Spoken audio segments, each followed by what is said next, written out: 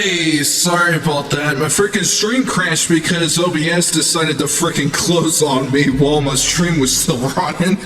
I don't know what the hell happened there, but hey, at least we're back now. But sorry about that. Hope everybody is having a wonderful night so far on this lovely Tuesday evening, and also sorry for the crash earlier. Days has been kind of crazy for me all of last week, so kind of unfortunate. But hope everybody's doing well. Hope everybody has been having a wonderful weekend and a busy day. But before we get started, if you guys want to follow me for more streams in the future, then please don't hesitate to do so, because we do have something planned for a major event soon. And also, if you guys want to see any other streams in the future, then at least everything would be appreciated. So thank you, Keto, for being here. I appreciate you, by the way. Hope everybody is doing well. Hey, how's it going? Man, but yeah, things has been going crazy because I've also saw something on Twitter that I just wanted to talk about, and unfortunately, it's technically about the people that go to these that go to us streamers. And the people that go to us streamers, there's some weird mindsets that are going around right now on Twitter, and apparently I just want to talk about this and give my thoughts on it. So apparently a lot of people are making these weird excuses to where they can rather go to bigger creators rather than giving the smaller creators chances enough to where they can actually grow on the platform. And this is where I kind of find it very interesting, because I feel like if somehow or another that the bigger creators do leave these platforms, where are they gonna go? Where are the viewers gonna go? Because technically they're just not gonna sit on their asses and literally do nothing, because technically they would just go find somebody else. But then again, if it's another bigger creator, let's say the same thing about them too, because a lot of bigger creators, I've seen some bigger ones now, like Mori, I'm about to butcher her name, Mori Calabi, I don't remember her name, I'd have to look it up again, but apparently these bigger creators from Hololive and Fillion and a bunch of others that are leaving, people are fucking panicking left and right, and I'm like, bro, you guys have other creators you can watch, but apparently you don't care about those, do you? Because the only thing that they focus on is those specific creators alone. And this is where my first question comes to play. If those bigger creators leave, where are you gonna go? Because technically those bigger creators are taking their time off to where they can rest, they can focus on themselves for a bit, and just wind down for a bit before they actually go into streaming again. And some of them already mentioned it previously, and a lot of people are just fucking going batshit insane because these people think that, oh, my favorite VTuber is leaving. Like, bro, they're just taking a break. Can you get off their ass? It's not that deep. But there's some other excuses that I've seen people use, like, okay, I'm just gonna go, since there's another streamers going live right now, I'm just gonna go watch them instead of this person that I just joined for. And I'm like, sure, you might as well just get banned in the process, because they're just not gonna be invited to the streams anymore. Because let's be real here, I hate self-entitlement to hell and back. It's so disgusting for that kind of behavior. And also, apparently they think that, oh, since the reason why people leave your streams isn't because of your vibes or some shit, it's because, one, you're not talking 24/7, you're not interesting enough, you have your starting screen being like 5 to 10 minutes too long, and they just want to go into the streams instantly. And I'm like, there's so many flaws behind that though, because one, and I can actually point them out too, with the starting screen, obviously streamers take about at least 5 to 10 minutes on average, and those streamers will literally give those viewers the time to use the restrooms, get snacks, drinks, anything that they can do for those 5 to 10 minutes before they relax and see the stream like it's a theater type experience. And apparently that pisses people off for some reason, so I might as well just say fuck it and just do it anyways, because apparently those kind of people are just super entitled for some reason, and I just don't know why people are acting like this. It's just, I know it's not me that sees this, because a lot of people are seeing it too, and I just hate those kind of responses where, oh, if you have those kind of things, then yeah, no shit, people are going to be leaving your streams because you're not entertaining enough, you have too long of a starting screen, or you're not constantly yapping to the point where you're about to die of yapping. Like, bro, there's so many things that we do to kind of negate all that, and sure, VTubers out here, and this isn't just VTubers, but creators in general, have windows that kind of give themselves time to breathe. I don't know if you guys are following me on this so far, but this is just the shit that I'm seeing, unfortunately, and it's so fucking normalized, and it sucks, because this kind of self-entitled brats kind of situation just makes me feel like it's disgusting behavior, and I just don't like it.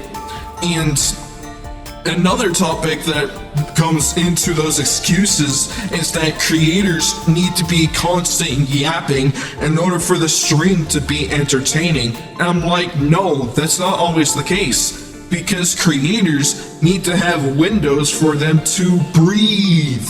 Like, we have water breaks, we have bathroom breaks, we have something that can at least let us walk around for a minute or two to try to give ourselves a break for whatever we were doing, and we can easily go back to that. But apparently if we don't do that, we're gonna feel like shit. And that's why you're seeing all these creators constantly going on hiatuses, they're going on constant breaks a lot, like they're not giving themselves enough time to like take a breather. And unfortunately, those type of people make the excuse of, oh, since if you're doing these kind of breaks, why the fuck are you here? Nobody cares. We don't want those kind of people here, because we want to have ourselves taken care of. You guys actually still enjoy the content that we make, but when you're throwing this many excuses at us, what more do you want from us? Like, goddamn, get off our asses. Thank you for the 45 stream streak, Akito, and also for the 7 stream streak, Weebo, since I know my stream broke earlier, but thank you for that anyways. Yeah, entitled people being entitled, yeah, I just don't like self-entitlement and entitled kind of people anyways, because they are just not good people. They think that, oh, I am better than everybody else, and it's like, no, you're just like the rest of us. Stop acting like you think that you're literally the god of this fucking world, like you're not. There are many people that are like you. Shut the fuck up. And if people think that this is gonna start drama, bullshit, because this has been freaking resurfacing constantly for the past, I don't know how many years, because it's been a freaking cycle since, for how many years now that I've lost track? Because it is constantly happening over and over again. It's the same bullshit every single time I see it, and it doesn't get any better. So, and yeah, with the 5 to 10 minute starting screens, creators give the viewers like enough time for them to go use the restroom, stretch, get water break, at least get water, snacks for them to at least wind down for the day. And for the creators constant yapping, we have to have windows involved. So that way we can actually do the things that you guys want us to do. But unfortunately, these people think that, oh, if you're not constantly yapping every 2 seconds, then we're just gonna immediately dip and nobody cares about that. And I'm like, huh? What more do you want from us then? Cause that shit's stupid. How is that? That's just an excuse for those kind of people to say, oh, this guy is not better, we're just gonna go to another streamer that does this better. I'm like, fuck off for once, because technically we should never have those kind of people in the first place. I hate those kind of entitlements here, and it sucks. It's stupid, and it should not have been fucking normalized, but unfortunately it is in today's society. Entitled people, yeah, for sure. I'm here and I'm actively watching while I grind for endgame materials in PSO2. Well, that's fair too. But I'm not even getting to the part. I'm about to get to the lurker part too, because eventually when I get to that part, but it's just so dumb how I see these stupid ass excuses and people think that it's okay, and it's not. And I'm seeing another excuse saying that, oh, since I see another streamer that's streaming, I'm just gonna go watch them instead of you, so bye. And I'm like, fine, just get a constant permaban, because since you just don't want to care anymore with this said streamer, then you might as well, you just lost yourself a creator that you're potentially about to watch soon. And having those kind of attitudes, and this is where I know some people say that it's self-entitled, where those people will immediately get banned because of those kind of thoughts, but no, think of it from an outside perspective here. If you said the same shit, how would you feel? It will literally piss off the creator, and it would kind of change the mood of the entire stream by itself, and nobody likes those kind of people. It's stupid. And if you announce it, it's already gonna make it fucking 10 times worse. So you're just gonna lose a potential creator at that point. So just don't fucking announce it and just leave, because that makes it even worse.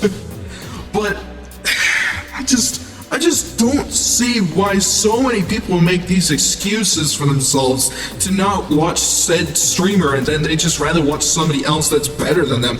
I'm like, there are way more people out there in the world that literally do the exact same thing, and everybody is different. Everybody, sure, there's some people that do the same shit, but everybody is different. Everybody is different. But it's so normalized on the bigger side of streamers, and it's just so fucking dumb. Oof, accidentally pressed the wrong button, rip. But yeah, it's just so dumb with the self-entitlement. It's just, why is this so fucking normalized? And I just don't know what happened, because creators think that they're better than everybody else when we're literally all the same, doing the exact same thing here. Just make it make sense, please. Tell me. If I am wrong here, at least say something, because I am literally confused out of my ass here. Because apparently I am seeing a lot of self-entitled brats that think that they're better than everybody else, and think that, oh, I deserve way more than this person since I actually do more than these people do. I'm like, go fuck yourself, because nobody wants those kind of people. I hate self-entitled brats. It's so fucking stupid. You said it yourself, they think they're special when they announce themselves. Yes. And I hate people who do that. It's like, we're over here trying to be normal, and apparently normal just doesn't exist, and they think that being self-entitled, toxic, freaking every single bad thing in the world when it comes to being a creator, thinks that that shit is normalized. And unfortunately it is, because of our toxic ass environments that we're dealing with right now. And it's just, why? Give me something that's actually worth a damn with this shit, because it ain't. If I can be proven wrong here, at least that can give some hope for those kind of people. But they're not. Because that's just how they fucking act. And if people say that, oh, if you're not gonna be self-entitled, or if you're not gonna think that you're better than everybody else, you're just never gonna get up there in the world. I'm like, well, at least I am more sane than those pieces of shit, because I hate people who do that. I wish nobody went to those kind of people. I just don't respect that. That's why I wish authenticity came back in content creation, because authenticity actually brought value into content creation. And now being the most toxic ass freaking brainless it just makes me want to rip my hair out, even though I just got myself a haircut recently. So, but that's just Twitter, because unfortunately Twitter's just gonna bring this toxic ass environment anyway, so why bother? But there should be something that can at least negate those things, and that's why I wish there were more positive people involved in this kind of environment. But unfortunately it gets overshadowed by the bad stuff, and I'm like, wow, okay, apparently people care more about drama and negativity rather than the positivity that actually brings light into this shit. But nobody cares about that, do they? Well, that's what I've been seeing a lot lately. But yeah, these people make a lot of excuses for something that can easily be solved, and they're just like, yeah, I'm gonna go, I was about to lose my freaking audio mixer. Thankfully I didn't drop that. But yeah, with this self-entitled brattiness that people have nowadays, it's so stupid, and I'm glad people don't go to those a lot, at least a whole lot, because nobody should go to those type of creators that do that stuff. So and also with the amount of excuses with people saying, oh, having 5 to 10 minute starting screens is useless because people will just never watch your streams because they want to see instant action right off the bat. I'm like, bro, that means that there's a possibility either they're appearing at the wrong time, or two, they just want to have an excuse for them to not watch that said creator. So which one is which? Because apparently I feel like that's both in this case. Because with poor timing here, when people say, oh, when a content creator is not speaking 24/7, and when they're not, they obviously will dip and leave the streamer because they're not constantly yapping. And that's because they are either, one, the creator has given themselves a window for them to either not speak, and when there's something going on, like, there's a lot of factors involved when it comes to creators not speaking, when they're not constantly yapping their heads off. And with the starting soon screens, like, there's a lot of things going on, and people are making these useless excuses to the point where they just want to be pissed off for no fucking reason. Then honestly, just having those kind of people inside your community should not be a freaking good thing, because nobody wants to have those kind of people involved. And with all of the bad things that I have said about that, the good things is that at least for those that do show up, those are the real ones here. Those are the people that get appreciated. And especially with the lurkers, unfortunately they do get disrespected a lot because of how Twitch kind of treats them lately. And especially I don't blame people that would rather stick with YouTube, because at least for them, they don't get treated like they're trash. And I kind of feel bad for the lurkers in this case, because with how Twitch has been up on their asses lately with their updates, at least for the viewbot thingy, that's still going around, which is surprising. Even though Megalodon said it like months ago. But yeah, there's just a lot of weird things involved, and at this point I'm just tired of talking shit about these kind of things, and just having positive attitudes here is better. It's so much better and healthier for this case. And yeah, I just don't get the amount of excuses that these people come up with just so that way they don't watch a creator that's smaller than the bigger ones, because that's what I've been mainly seeing with these excuses lately. So I don't know if it's just me that's saying it, or there's actually other people out there that have similar thoughts as I do, because I'm just getting tired of I'm getting tired of just talking out of my ass here when I literally know what I'm looking at, because apparently it's been happening a lot for the past few years, and it ain't fucking new, unfortunately. And it's just, why is this so fucking normalized to the point where you have to be a piece of shit in order to grow faster, or you have to be self-entitled in order for you to ruin other people's reputations and opportunities to become a said creator? I'm like, why the fuck is this shit normalized? And nobody has given me an answer to that. And that's the sad reality that we are seeing right now. And I wish those kind of people would just disappear, stop being a creator, and just move on with their lives. And just at least give creators a good chance for those that are actually trying out here to be that are trying to be good out here. Us too, because apparently Twitter sees us as a piece of shit, because yeah, I say the truth a lot, but they don't want to hear that. And two, apparently being good is a bad thing. That's the one thing I don't get. How is that? Give me a reason for that to be a bad thing. How? It doesn't make sense. But yeah, there's just a lot of negative shit out there. It's like, you're focusing on the wrong thing when you can focus on people that are actually trying to make some good out of the world here. But apparently people focus on the negatives because they want to be miserable for the rest of their fucking lives. So, thankfully I'm not those kind of people, because I would rather stay and this is the one thing too, because I know a lot of people say that being overly positive is a toxic mindset, but technically I would rather be overly positive than be miserable for the rest of my life, because at least that way I can finally find some happiness for myself, and that way I can better myself for the future, because apparently being negative ruins your fucking reputation a lot. So what can you do there? Absolutely nothing, but at least I can find a way to fix some things that I can do for myself and the community that we are building here. So, maybe if people actually start focusing on the positive things rather than the negative things, maybe some things will actually change around here. But apparently society doesn't want that, which unfortunately is a sad reality that we are living in today.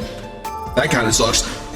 Well, yeah, we got a lot of, other than me yapping about that whole bullshit, I just want to know your thoughts on that, because a lot of people I've been seeing a lot of excuses, and it's just like, bro, if you want to do these kind of excuses, then just don't show up, because honestly, you're worse for the community than you already are. Because nobody wants those kind of people in their communities at all.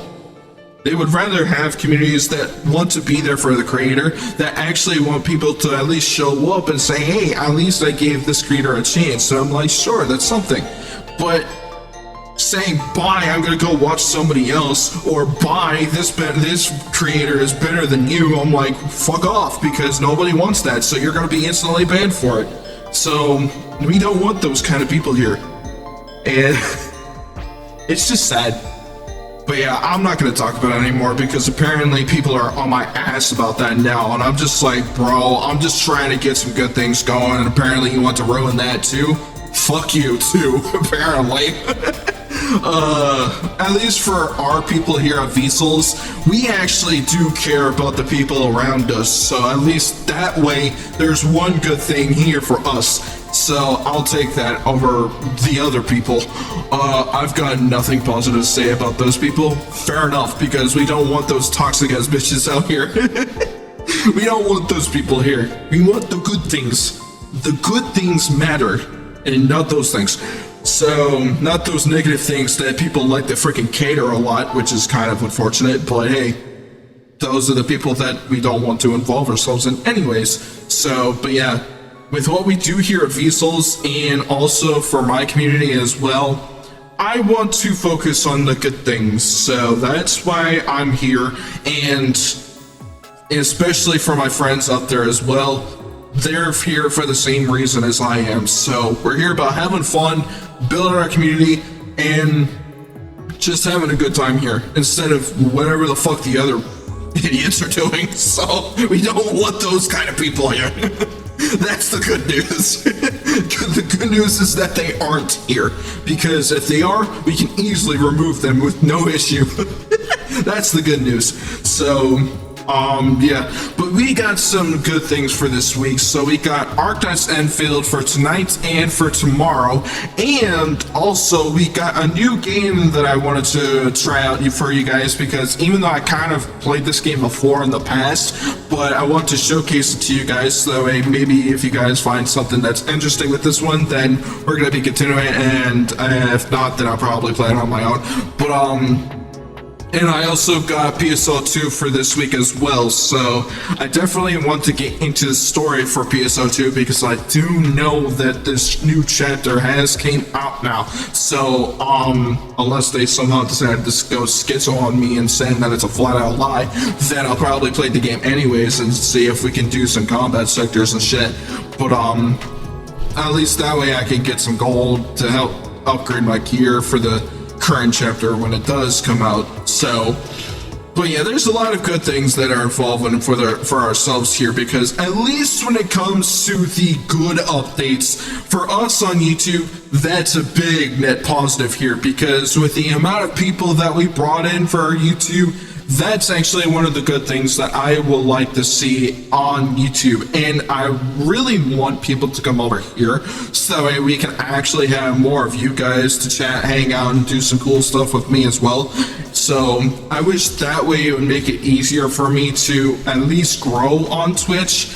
But with how YouTube has been for me lately, at least we are seeing a net positive on YouTube. So this endgame stuff is a grind, yeah, for sure, because PSO 2 for me has been kind of slow, because I do want to continue doing the combat sectors, but I really want to just get more gold so that I can get the gear that I need to do the next chapters. So that's technically the only reason why I'm doing one this week. Because I do need the gold for myself so I can get the gear that I need. So, but yeah, I'm also trying out a new game, which if some of you guys already saw it, then we're going to be playing Ori and the Will of the Wisps. Now, that's technically the sequel to the first one, which is Ori and the Blind Forest. Now, I don't have that game, unfortunately, because I just don't know where it is. Because I do know it was gone on the Steam market like years ago, and I just can't seem to find it anymore, unless somehow or another that they brought Ori and the Blind Forest back on Steam, and I'll probably see if I can find it. But yeah, we're doing the sequel, so at least that's one thing. But yeah, we're doing Arknights Endfield today and tomorrow, so we can continue with the story and at least do some more factory upgrades, because I do want to do that today as well. So, and I also want to showcase you guys some upgrades that we have gotten recently, so that's the good news also. But yeah, there will be a short tomorrow, at least for those that are seeing this on stream. It's going to be on Thursday for this week, but for those that are seeing this on YouTube, then it already has came out, so don't worry about that.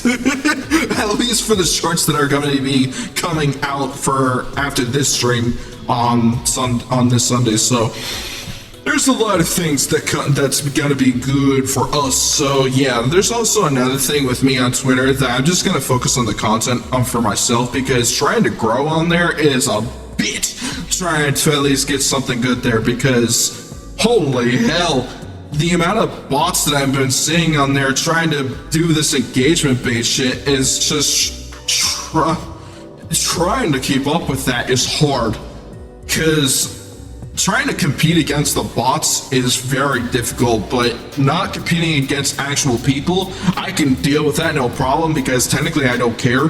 But competing against the bots is basically what I'm trying to do on Twitter, because they're doing something that apparently I don't for some reason, and that scares me, because I don't know how the fuck they're actually doing it, because they're just doing these simple copy and paste, and apparently the ones that have Twitter Blue, they're spending money on it to where they can actually freaking build a community that doesn't even exist. So it's so confusing how that works like that, and it should be illegal. That's literally robbery here for Twitter.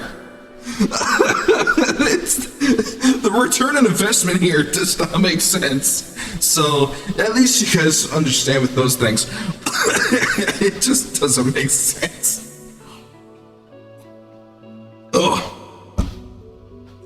But yeah, my headache hurts. Also, I don't know if you guys have noticed this, but have you guys ever wondered, have you guys actually woken up one morning and then all of a sudden stubbing your toe?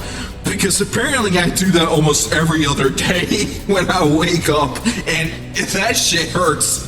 Especially since if you do it with your pinky toe, that's even worse. Like, my damn. That shit hurts. Like, stubbing your big toe is like no big deal, but when it comes to your little toes, like your pinky toe is the worst one, because it bends sideways to the point where you start screaming in hieroglyphics. And I'm like, okay, I start speaking at an enchantment table? That's not a good sign here. My fucking foot hurts every single time when I do that. So, hey. But it sucks every single time when I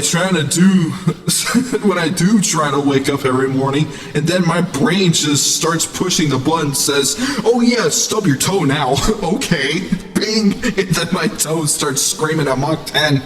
I hate doing those. But yeah, that sucks too.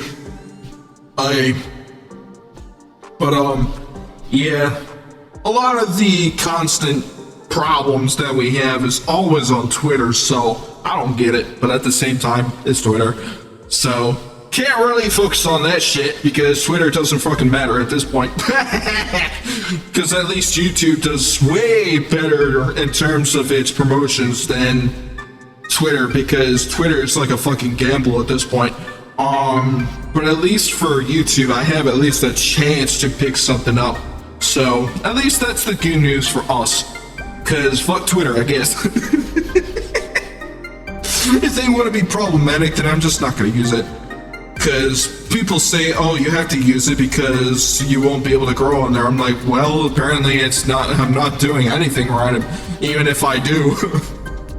Cause only the established actually has a chance of getting something good on that platform, and not the smaller babies like me on Twitter, because apparently the bots take over it like crazy. So trying to at least get some good things there is like slim to fucking none.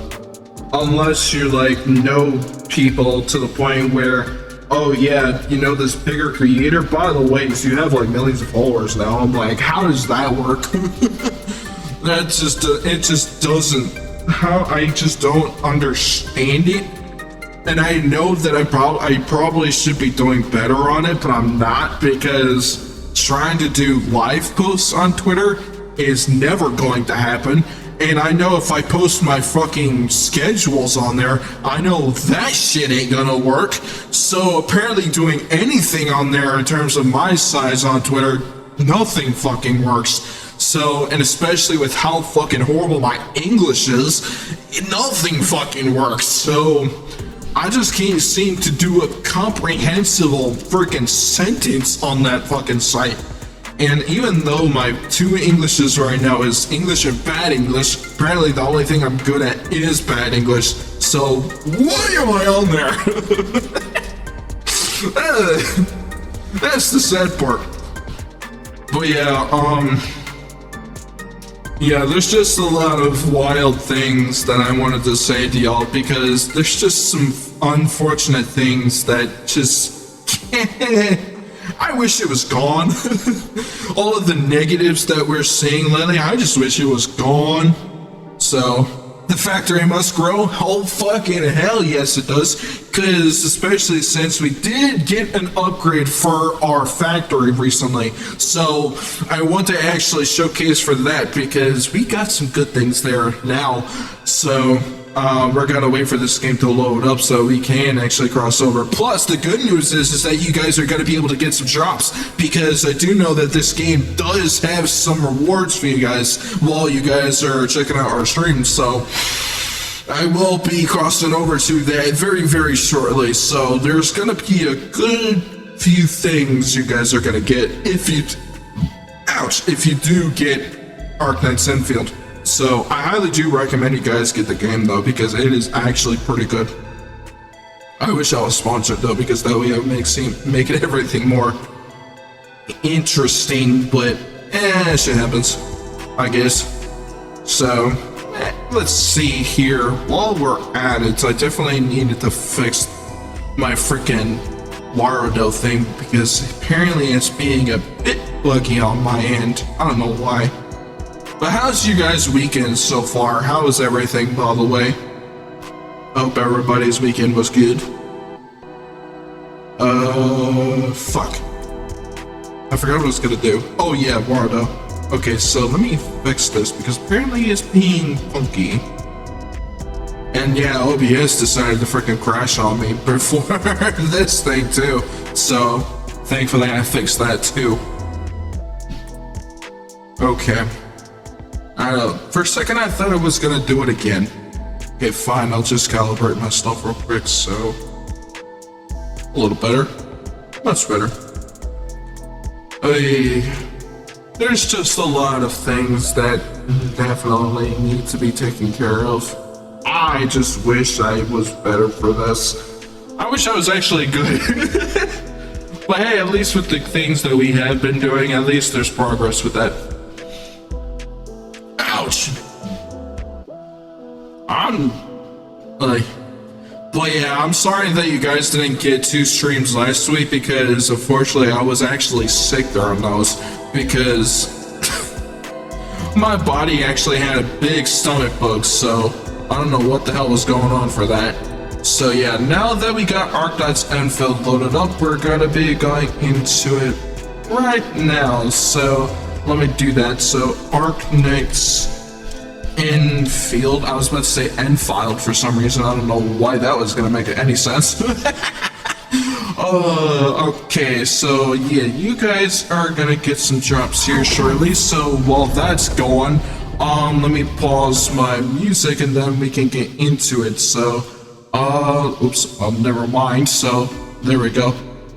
That's much better. Arknights Endfield. What the hell happened? Also, it decided to crash on me. So cool. Oh, wait, no, that was my browser. Never mind. Yeah, sometimes when I do my streams, I am very silent because I know I tried to at least change over the categories, but I'm also not really reading chat right now because of that, so I can't do much about that. Unmarked 10, might as well. So let me get this one down. Whee! Whoops! I was about to say something stupid. I was about to type a word that wouldn't make sense. I was about to say Arknights Endfield. I was like, okay, I'm just gonna skip like 2 letters. There we go. Now you guys can refresh your screens and now we can cross over. So I want to grab some food. My weekend started out terrible. Feels bad, huh? My Wi-Fi just dedicated to stop decided to stop working for some reason. Use my phone data to watch. Fair enough, but also feels bad.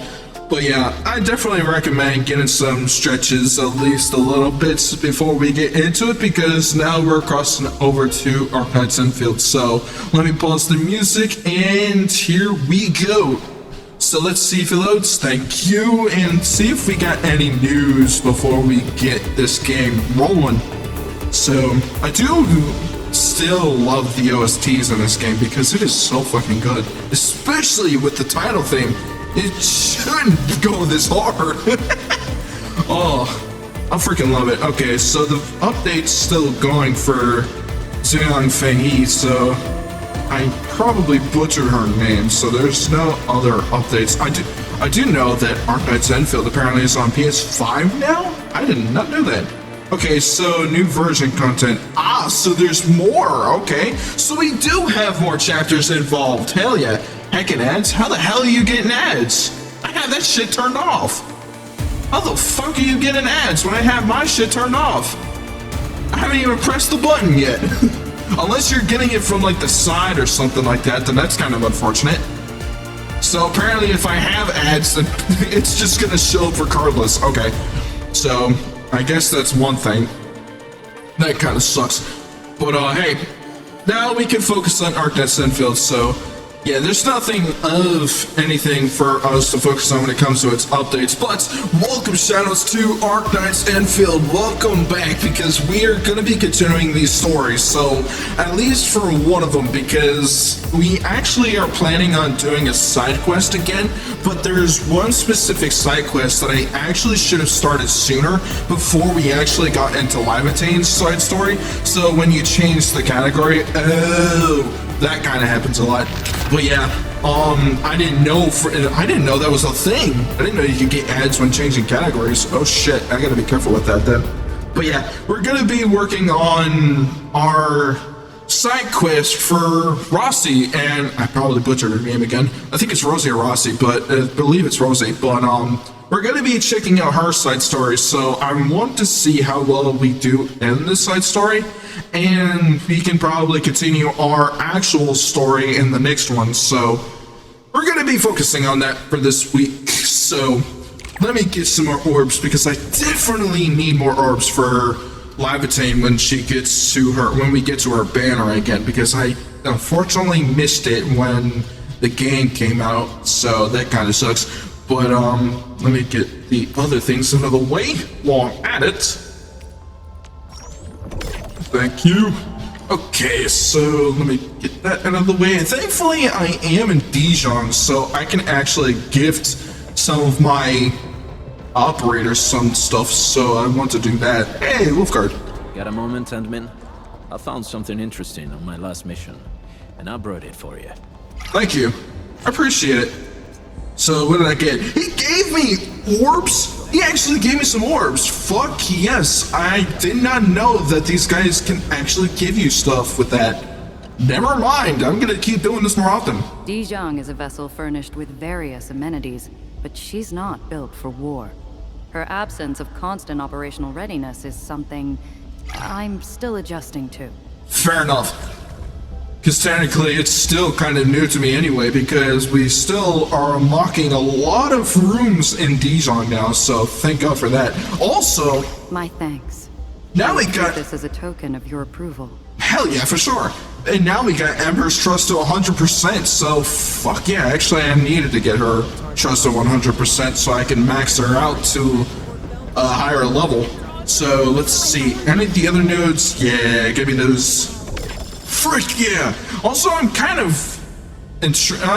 kind of weird because a lot of people don't like the dailies a lot, even though they literally are giving you free shit. I'm like, bro. I mean, I don't blame them though, because a lot of people don't have a lot of dedication when it comes to Arknights Endfield, and that's completely fair. But I'd still say why in this case, because it literally gives you free shit.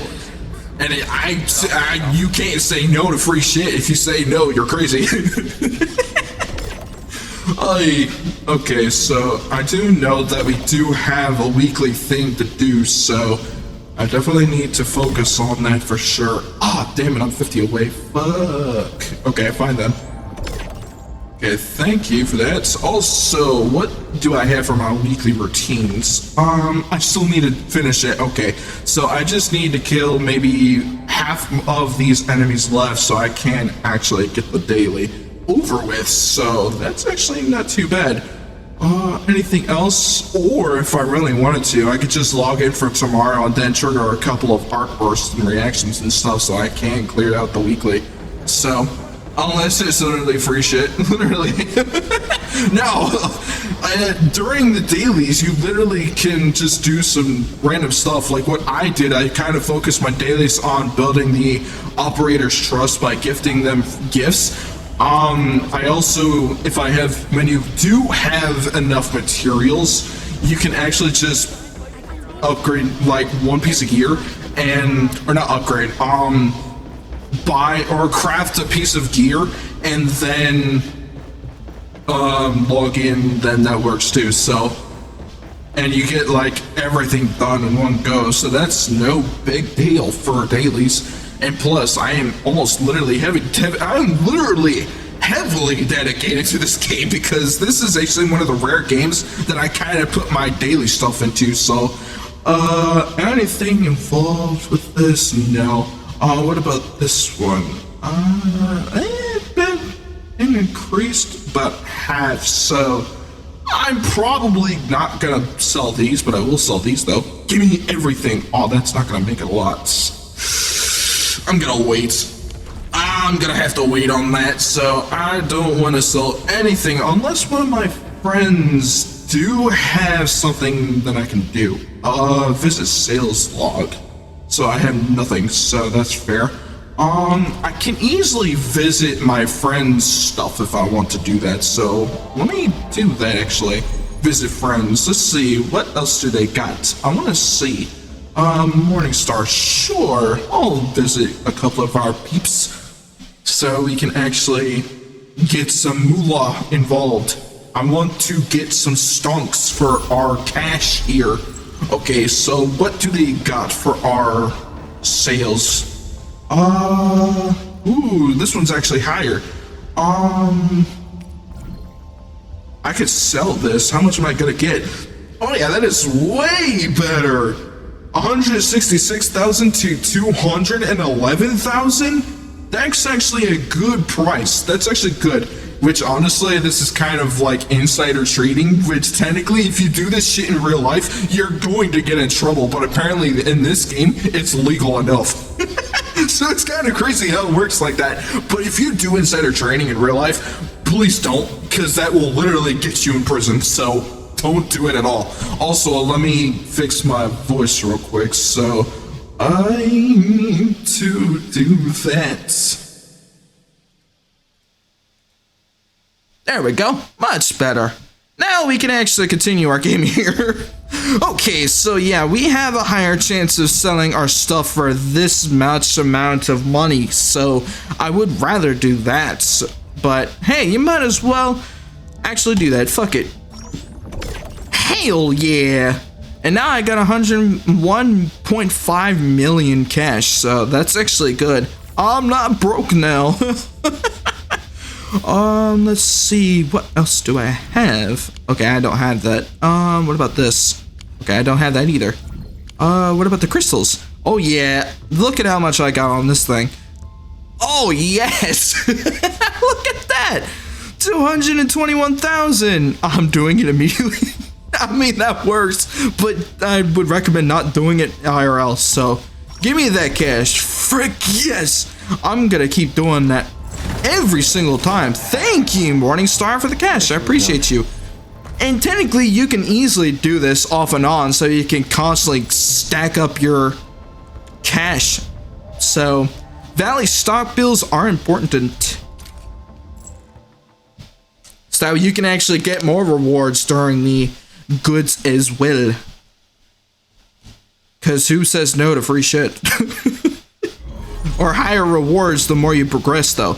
So that's actually the one thing I will say. So let me try to get some other stuff while I'm at it. So elastic goods, anything? Yes, I want to buy all of this. And look at that, it sells. It actually sells for a low price right now. I could get some of my money. I can actually get rid of half of that. And if any of these prices are actually higher, I can easily get more for selling. It's literally the trade of sell buy low, or yeah, sell low, buy high. What the fuck am I saying? Buy low, sell high.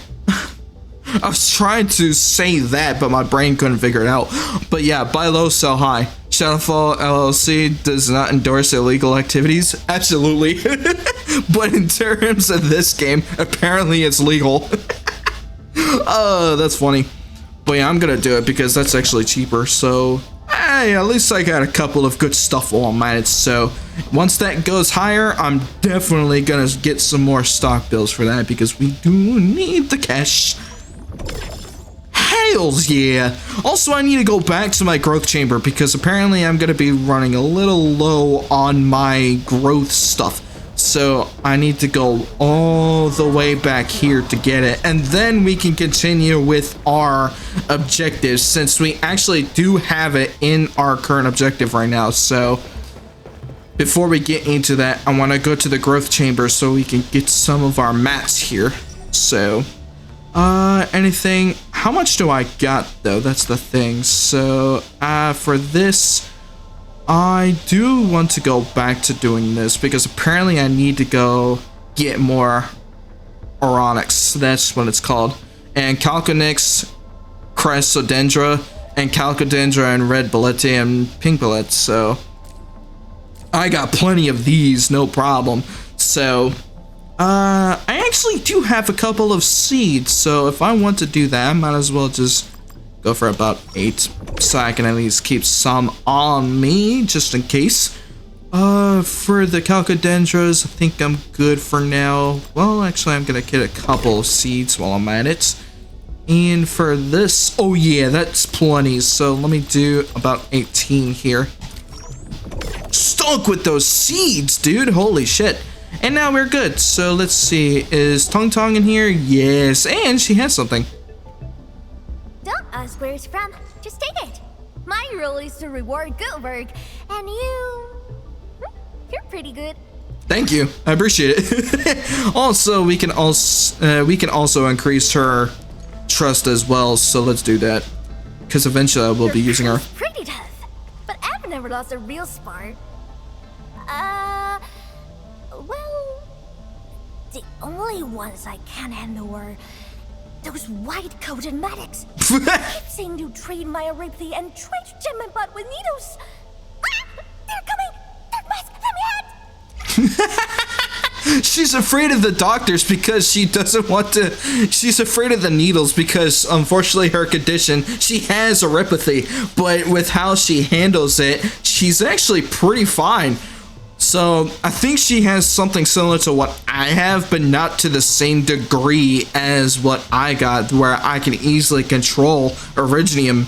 And which her condition is that she has Aripathy, and she won't be able to heal that up for much longer. But the doctors are kind of trying to help her, trying to at least keep her healthy and shit. But apparently she hates that for some reason. For those freaking needles. Well, that kind of sucks. But oh well. But yeah, I do need her at least to 25. So, well, that actually didn't give me as much. It's nothing too serious. Oh, fine. Oh, you shouldn't have. Got any more? How about another one? At least she's happy about it. Okay. So what about Fluorite back here? I want to see if she has anything. No, she doesn't. Wow. This is new.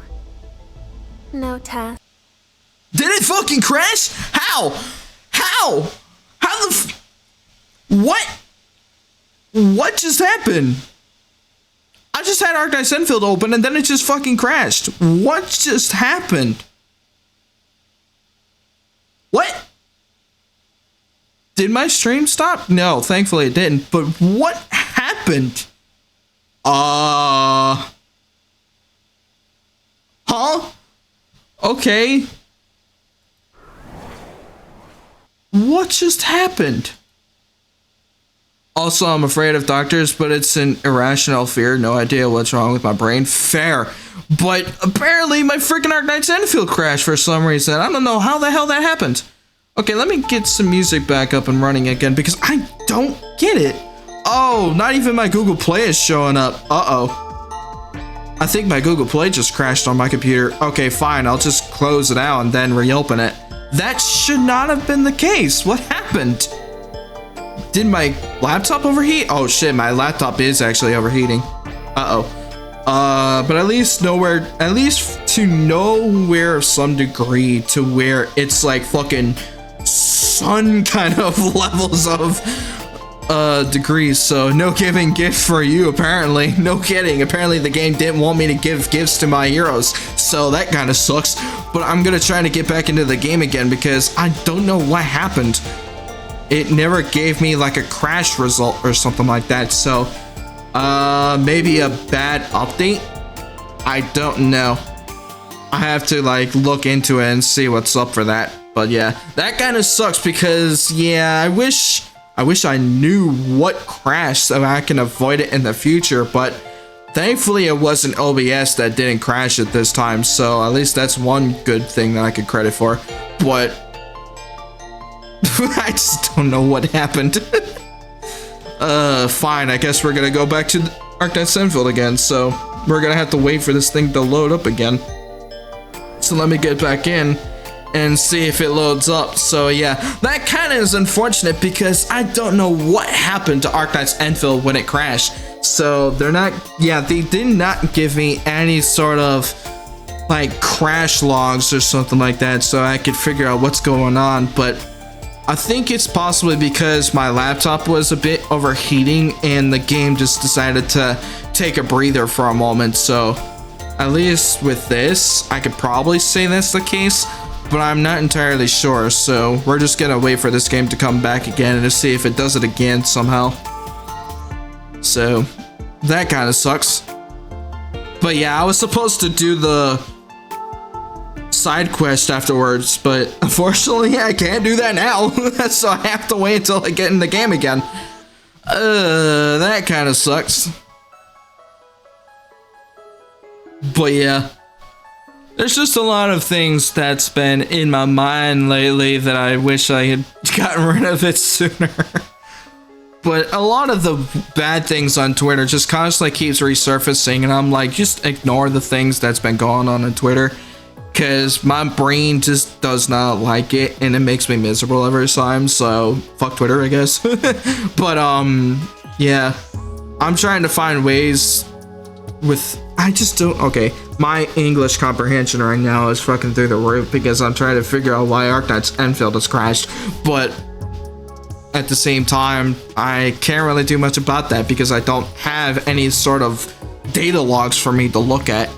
And I remember last time when I was trying to play Minecraft with mods last week, I could not do that either because it constantly kept crashing and the game was lagging, so oh well.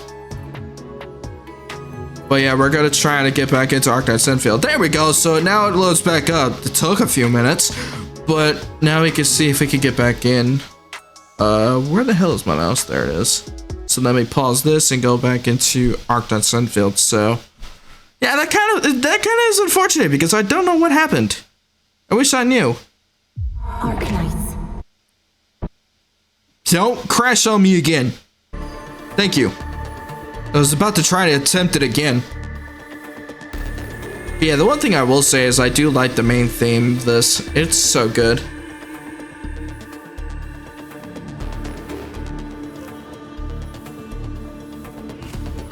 I'm just waiting for this to load. There we go. So fucking good. I like the theme.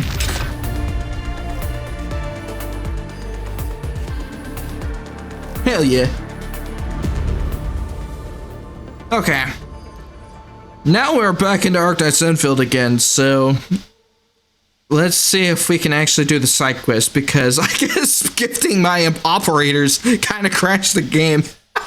I don't know how the hell that happened, so I have to figure out a way to avoid that. So apparently I can't give gifts to my operators anymore, which is kind of unfortunate. So well, yeah, because unfortunately I disappeared for like a frame in front of you, so I couldn't do much about that. Okay. So yeah, we're gonna be going out of Dijon, so let's go out of this and go to the hub. Now, I do know that there has to be some sort of way for me to get over here, apparently, so let me go to the core AIC area and see what I can do here.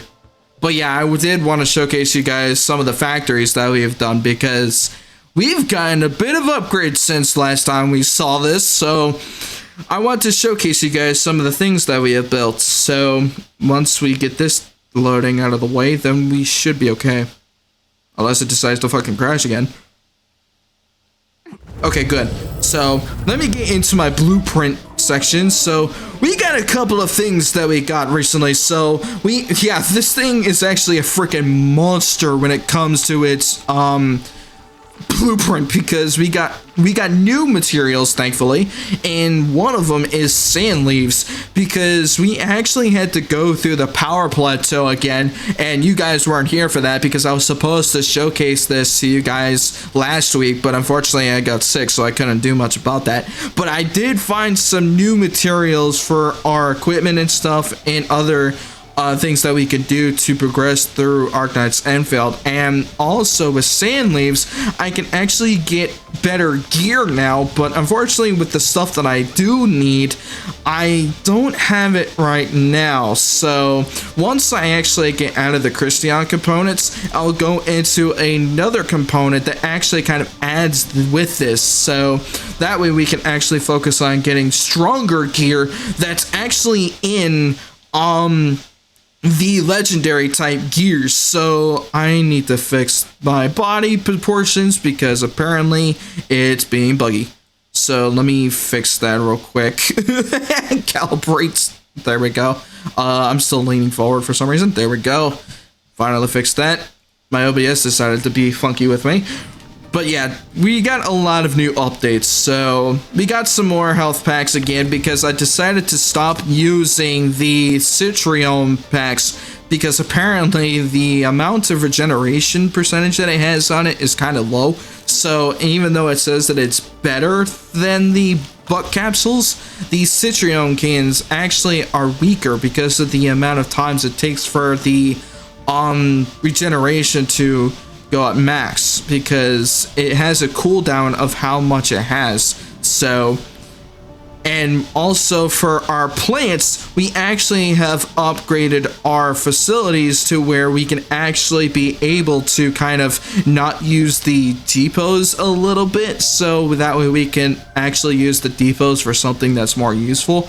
So eventually I will be showcasing that later in the end game stuff, because with how we are in the game right now, we are actually now at mid game. So, and we're kind of getting close to end game stuff, but there's only like one end game thing that we're doing right now, and that's the crystalline components. So that's technically the only thing that we could do. But with our batteries, which actually is for our electricity consumptions, we can't do the last one yet because I don't have the materials to actually keep it up there. So unfortunately, I need more ferrium ore and more iridium ore to actually get myself to the point where I can actually farm the last type of batteries. And I actually do have it because I do have the blueprint for it, but I found it off of another goober's like website and stuff. So because there's an Arknights Endfield, there's like a forum page out there to where you can use other people's blueprints to help utilize your factories more, and I plan on doing something similar to that because I found other ways to actually make things beneficial for myself here, and that way I can get more materials along the way. So if you guys want to see like blueprints, ideas that I can do, or some other tips along the way, and once I get into endgame and stuff, then let me know, because I will actually be doing those later in the future if you guys want that for yourselves. So eventually we are getting there, don't worry. It's taking us a little longer, but hey, at least we got some good upgrades. So that's the one good thing that I will take away from this. So at least we got that, but now we can actually focus on the side quest, because we are actually going to try to find Rossi in this one. So I don't know how we're going to be able to get to her, because I think the update that came with Rossi, that was during this event, and this side quest is actually an event, but it basically just wasn't as I actually didn't get into it because I was still focusing on the story at the time, and when I saw that Rossi came out during the events that we were doing this game, I decided to only focus on the story. So now that we have time to actually do the side stories and stuff, then we can at least do that. So here we go. Edmund, got a moment? The research center needs help. The scientists noticed they're missing a specimen jar of blight-related materials. They were using it for their environmental remediation project. Given the damages at the crime scene, they believe the jar was forcibly taken by Bone Crusher stragglers. We don't know how and where the sample would be used. The jar has special sealing mechanisms, so it won't harm anyone for now, but we must contain the risks ASAP. So this is actually the blight container that the Fiona, the comms officer, so Fiona, I guess. So Fiona was actually mentioning about this container that the Bone Crushers took. So apparently she's trying to figure out why they actually took this thing, and I feel like it's for something that helps their boss. So maybe that could be the answer here, but let's see. Need the sample retrieved? Yes, any material that touches the jar will have special traces of residual energy. I couldn't English. We have an approximate location of the sample. I've synced that location with you, so the breakers seem to be hiding in a well-hidden cave. Ooh, sure thing, I'm on it. Wonderful, I've notified field operators active in the target area, so she'll be able to help with the sample retrieval. Hell yeah, so we'll actually be able to find her, so let's see if she's here. Okay, so she is. Ooh, that's actually gonna be interesting. Now the only thing is where. I think she's in the middle of the area.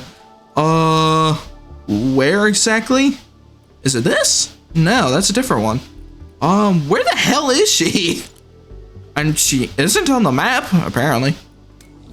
Oh, she's over here. Oh, wait a minute.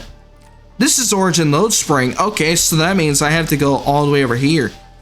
So, kind of figured that may be the case. Got to step away to wrestle my cat out of the inside of our couch. How did your cat get buried in the couch?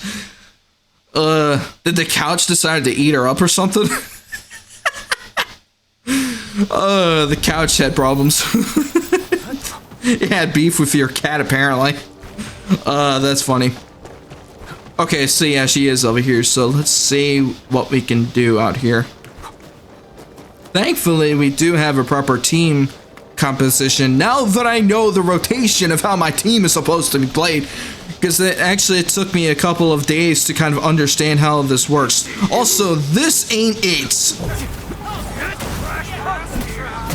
Stop, fuckers. Also, nice shot. Oh, I need this. Oops. Bonk. Yeah. Ooh, these enemies are actually getting a bit stronger now. Since I am level 60, these enemies are actually a bit stronger. Also, I decided to switch to Chen, apparently. Which I should be Administrator. That's better. Enmin, found anything? All I saw was land breakers. There's nobody here. Negative, no extract example found. Perhaps the sample has been moved somewhere else. Enmin, let's do a thorough search of the surroundings. If the transfer was recent, we might find some residual traces. That's a possibility. So that means the blight residual is actually out here somewhere, so you have to get out of this to go find it. So investigate the nearby area, so let's see. I think that is the spot. Hey, Rossi is here.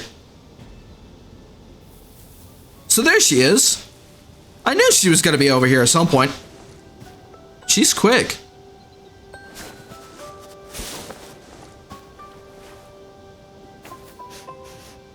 No, this is not the smell. Okay, now that I have actually confirmed this, she is actually Italian. I finally confirmed it.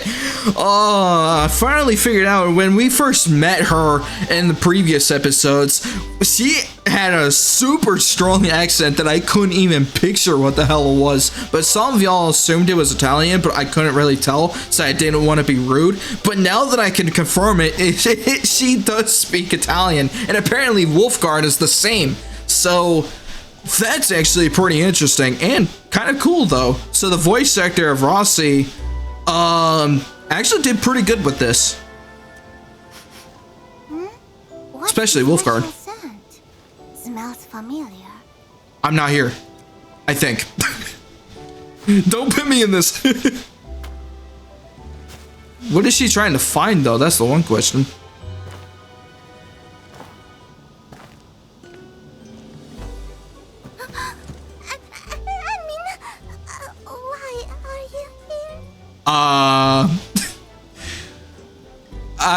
Now I understand.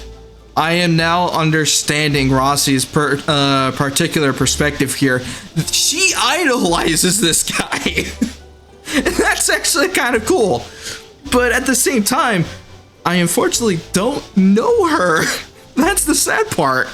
Because she knows something that I did in the past, apparently. But I unfortunately don't know her. Hopefully she could give me some clarification on that, though, because that would help. I hope I did not offend your honor. I mean... No, you're good.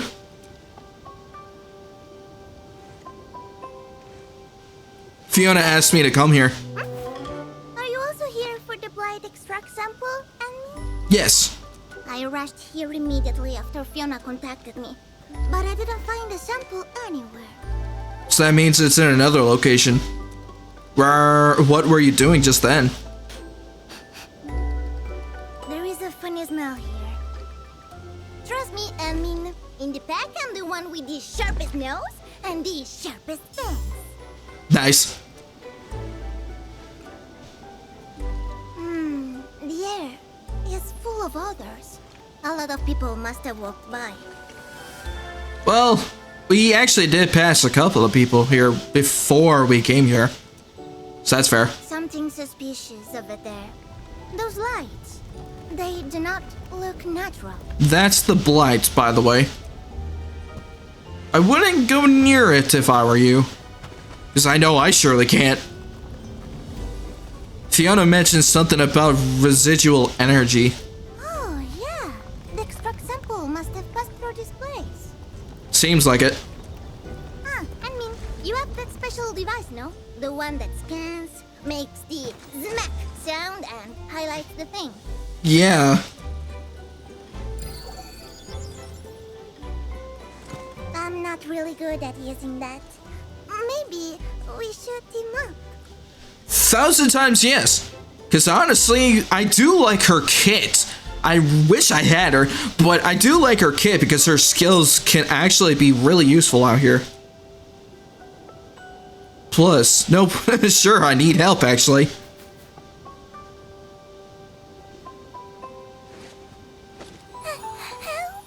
Does that mean I get to help?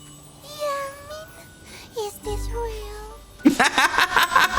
I actually kind of like her. She does have that enthusiasm though when we actually saw her in the last episode when she actually fought all of the Algaloy and the Landbreakers before we actually fought Neferith in that Marble Algaloy Moirai. I think that's what it was called. That last boss fight that we saw in the last episode.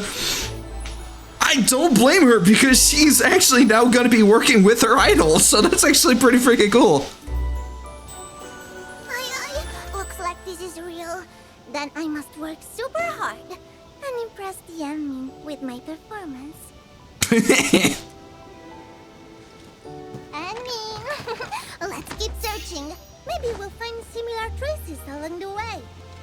Sure. Hell yeah. This is actually kind of good because I do want to see her actual skills in action instead of trying to... well, never mind. I guess I won't be able to use her. Damn it, I was gonna see if I can. That's okay. It went that way.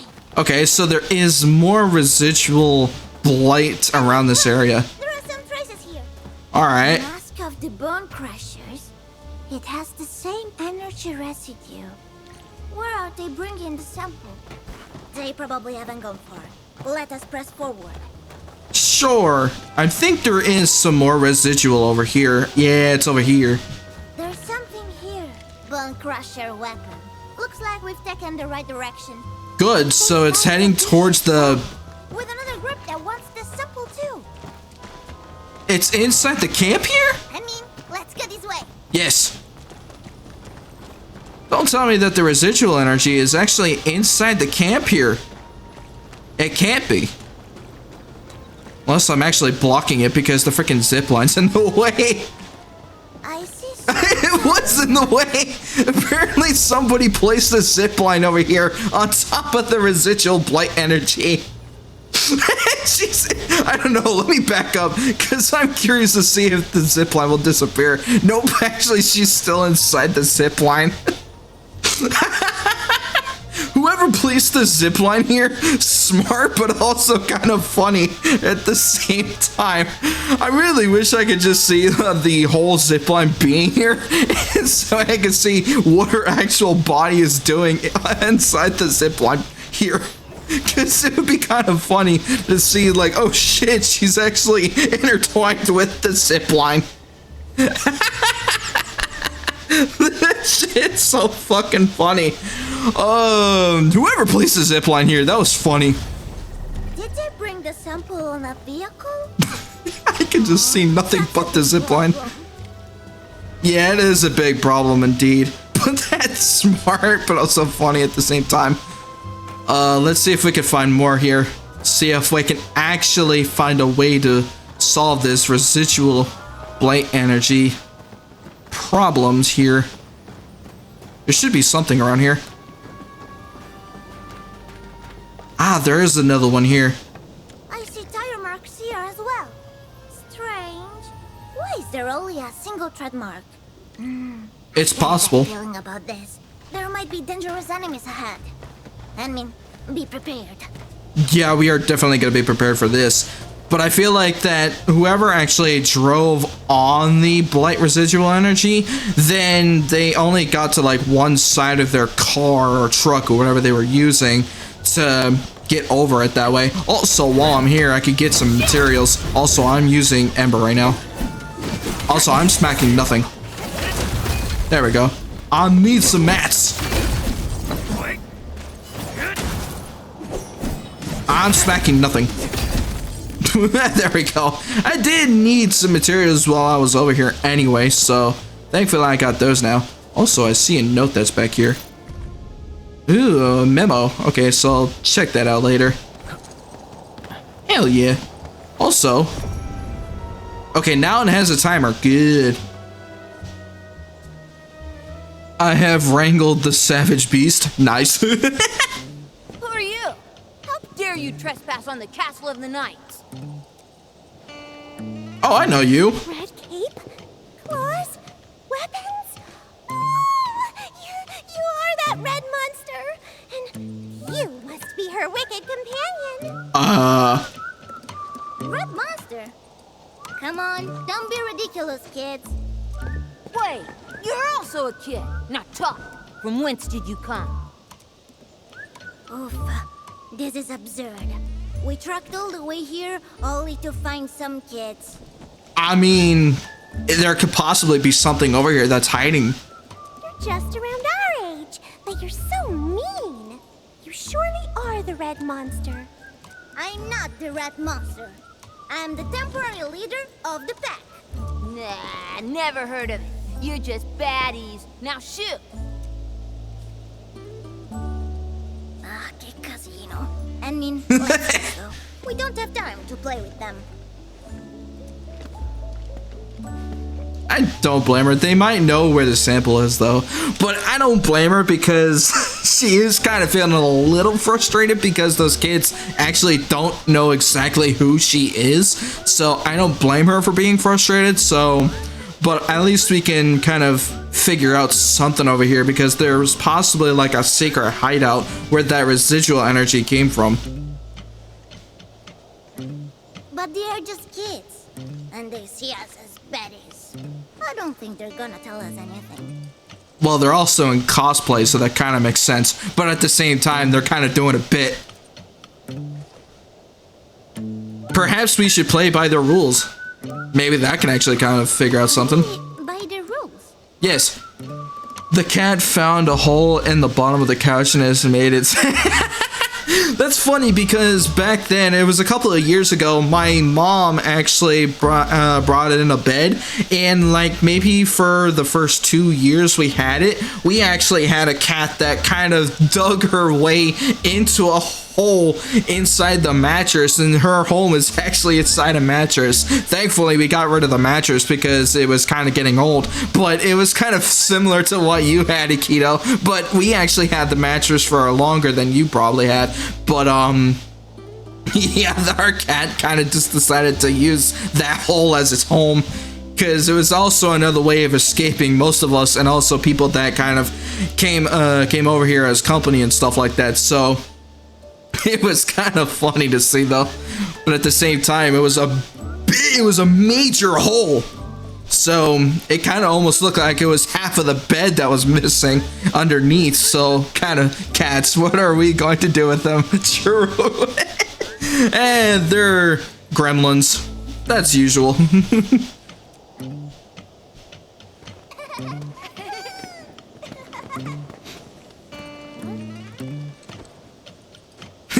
Forgive our unruliness, my good knights. I mean, why are you being so nice to this little... Play the bit. Play the bit. Play the bit. They say that knights are forgiving and generous. Indeed. We knights are forgiving and generous. We shall overlook your unruliness. Thank you. At least that way we found something.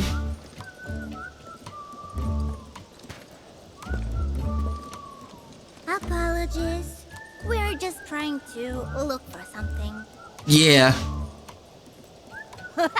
Pardon granted. But who may you be if you're not the red monster and its wicked companion? No, we come from Endfield. And this is the Endmin, head of the Endfielders. Endmin? Oh, I've heard of you! Alia told us that the Endmin saved everyone in the camp. That is true. So I guess you're not baddies. But what are you looking for? It's a jar with some sample thing. What is that? They don't know it. Never seen it. Interesting. It's a glass jar with a red glowing thing. Glowing thing. You mean the red diamond? We've offered it already. His Majesty the King has it now. Who? His Majesty the King? Where is he? The king is in his kingdom. Duh. But where? This path, and you'll be able to meet our king. I mean, I can play the bit too, so that's fair. That thing is dangerous, and you treat it like a toy. Do you even know what it is? Probably not. The diamond is dangerous? Yes? They don't know it. Forget it. You do not know what you're doing. I mean, we gotta be quick and take the sample back. It might be more dangerous in the kids' hands than in the hands of landbreakers. I mean, kids can definitely be clumsy at times when it comes to things that they don't know what they're thinking of. So, that is fair. Alright, Anmin. Let's go and meet His Majesty the King. Alright. So apparently this blight residual energy, or this blight jar, is actually inside this thing. Kings and all that stuff. Oof, what a bunch of little kids. Those kids probably never thought about the trouble they could cause. All they care about was playing games. At least it's something. I mean, fair. But at least we could come up with some information to kind of have an idea of where this thing can be. So let's see. Edmund, right? Yeah. You're one of the good guys. Yes. Where did you find all of these? From our mighty quests of treasure hunting.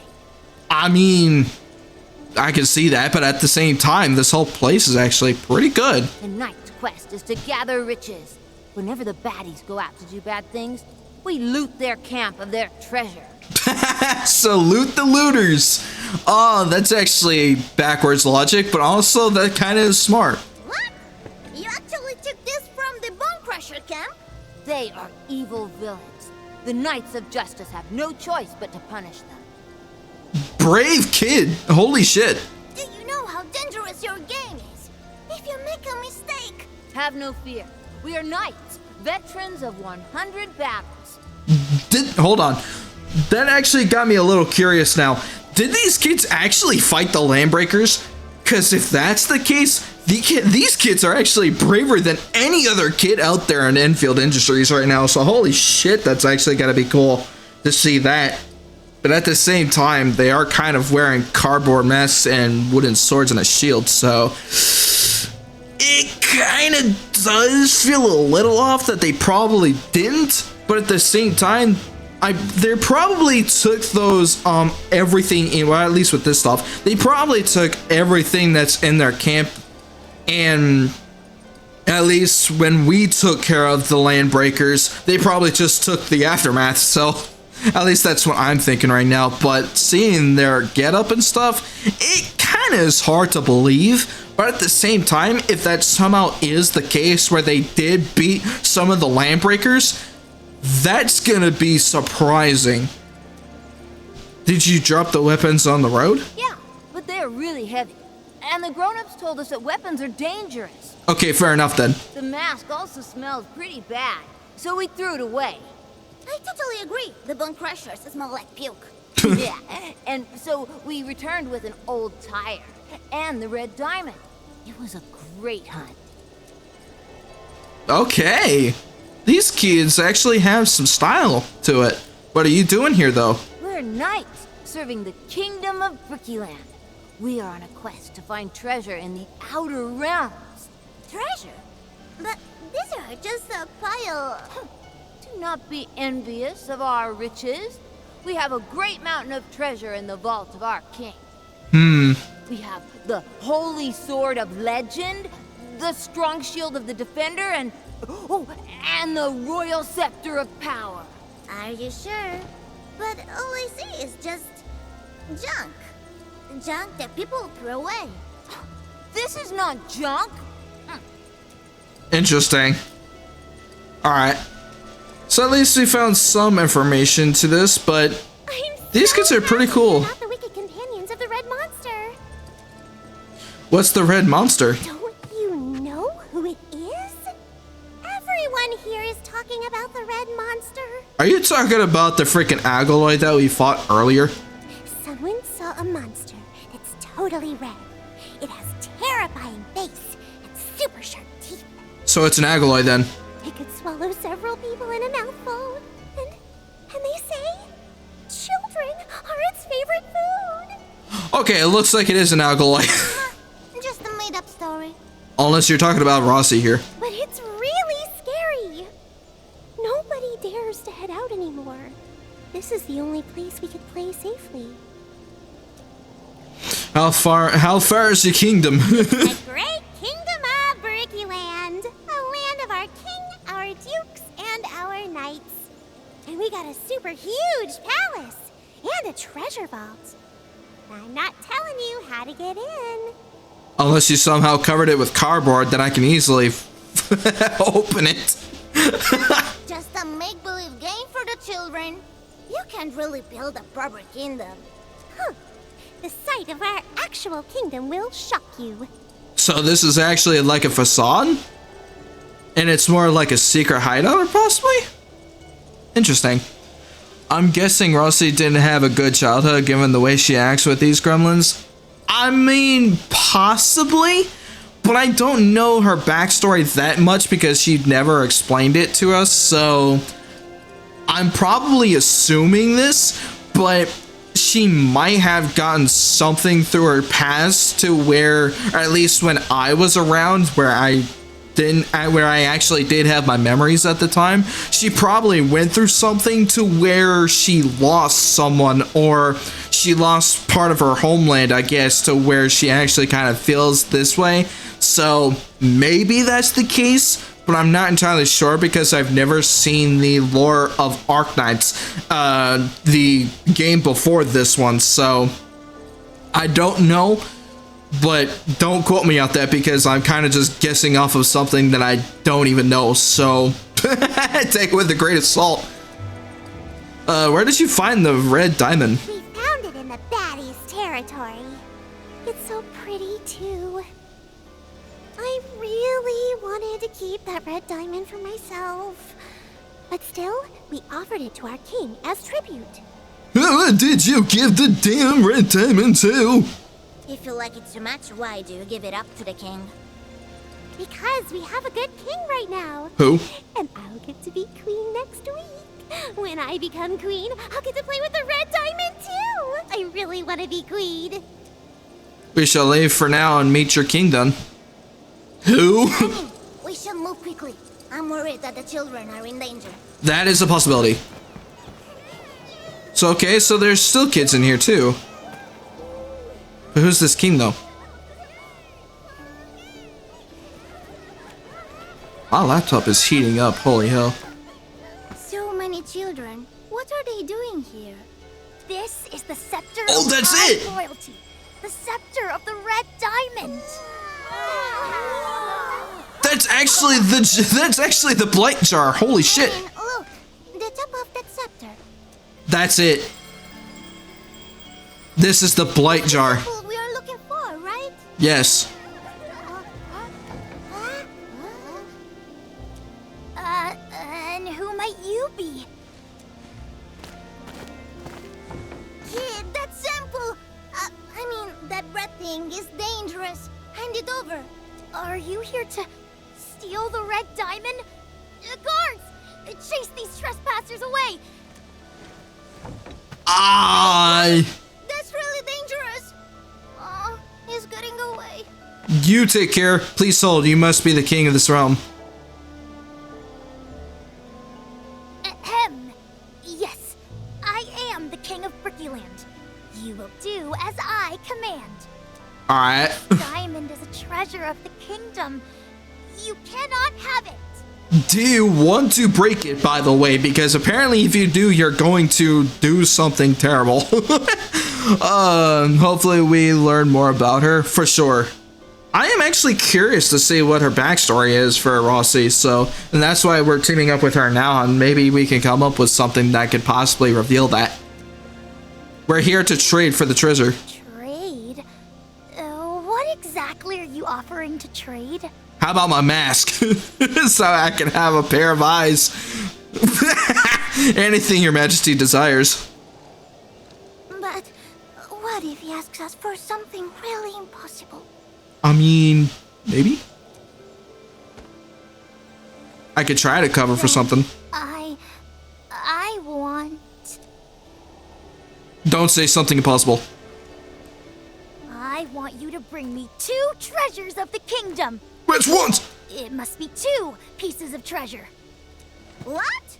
2 for 1. Or at least for the treasures, if it's nothing bad, then I'll take it. It will be an honor to serve you, my king. If it's nothing bad, then we'll do it. Because that thing is worse. And once you bring the treasures, I shall give you the red diamond. The treasures are located in the domains of the Duchess of Windbell and the Duke of Clockwork. The 2 Grand Dukes of this kingdom defend our southern borders and northern marches. Interesting. You might not have the skills to take those treasures. Are you sure? Wise words, okay? Wise words! Are you sure? We can just take the sample from him. Why are we even playing their game? They're children. They're not gonna know the seriousness of this, so we have to play it like they are, seeing it. Being a child is no excuse for being spoiled and selfish. I mean, I could see that too, so that's fair. Just use your fancy rock magic to create a better staff. I mean, yeah, that's right. I can easily use my Originium powers to literally make a staff for them, and that's even better. But technically, I don't think that they're gonna do that, though. That would be interesting. Okay, then. If the admin has spoken, then there's definitely a very good reason for it. I mean, we could find something that could probably replace that staff. But the idea that you had, though, is actually better. I'm grateful for your assistance. I just think you have your reasons, admin. I'd never play such a stupid game with these children otherwise. I mean, you have your reasons too, so that's fair. Let's go find their Duke and Duchess. We'll see what other tricks they've got. So far her story is getting pretty good. 2 treasures. I wonder what the children's treasures are. True. Does the king want everything for himself? Is it actually in this cave? No, actually it's not. Never mind. Children are trying to block us. You're right, Amin. We might hurt them if we just force our way to the sample. I mean, I was gonna try to see what would happen if I try to force my way inside that mine area or whatever the fuck it's called. But hey, at least we can find our ways to find these 2 items and see if we can have a bargain with this kid king of theirs and see if we can actually get that red diamond that they're talking about. I like this bit because it makes it a little bit more fun with this. So at least they're not kind of thinking it as the red diamond is dangerous. They're kind of thinking as like a treasure that isn't useless at all. So, but I am very curious on what's going to happen if they somehow break that thing, because if it breaks, then it's probably going to like expand to like other regions or other areas of this of Talos 2 to the point where we won't be able to recover it in time. So that's gonna suck even more. Hello, Agaloy. Wow, these guys are actually stronger last time I saw them. Haha, hello.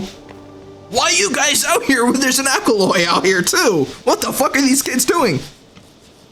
Which one of you is the Duchess of Windbell? That being a child is no excuse line hit different. Something must have happened. Yeah, she definitely probably went through a rough childhood on her part. And that's why I think that I think it was probably because during the past that I have no memories of, she went through some shit to the point where she went through something tragic to her backstory. So I wish I knew about that so I can at least come up with a better solution, or at least come up with some ideas about this, but I unfortunately don't. So that's why we're here for this, to kind of piece things together here. But yeah, they're kind of about to figure out who the Duchess of Windbell is, so let's see. Huh? Who are you? That must be her then. We have orders from His Majesty the King to visit the... Her Grace, the Duchess of Windbell. May we know where the good Duchess may be found? Ah, so you are the ones trying to trade with our king. I'm the Duchess of Windbell. Actually, I should say I was supposed to be the Duchess. Huh? What do you mean? What do you mean? Shh! Don't scare this kid. Something's going on. According to our laws, only those who own treasure can be nobles. But the last Duke of Windbell stuck the treasured holy sword in a dangerous place. Interesting. And I actually see the sword. It's right here. But apparently I have to climb up all the way up there just trying to get it. That's going to be interesting though. None of us could get the blade. So, that's your treasure. What a holy sword. I must have that sword. Can you help me? Can you lend us the sword? That sword is mine. Get it down for me, or I'm not talking anymore. Fine. We'll get your sword right now. Oh, so she's the stubborn type. That's gonna be tricky. Hear that? We found a way.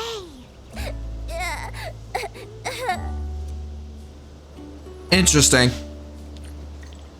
Something must be going on with this kid over here. I mean, we can go up from here. Good, at least I found some. Ooh. Hold on. Secret? Aw, there's nothing here. Please tell me.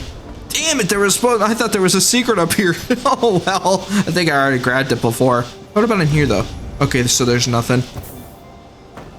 I'm not even close. Uh-oh. No wonder the children can get up. Maybe the crewmates blocked the way by accident. Probably. There should be a way to move these containers. I could cheese it. I could try to cheese it to get up there, but I think I need that jump pad in order for me to get up there. I don't think I can, but I'm gonna try to cheese it because that way it'd probably be interesting. No, it's actually farther away, damn it. I was gonna try to cheese it to get up there. Never mind.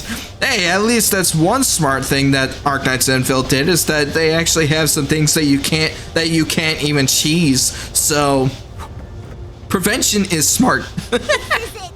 Use it to move the containers, and we'll be able to take the holy sword.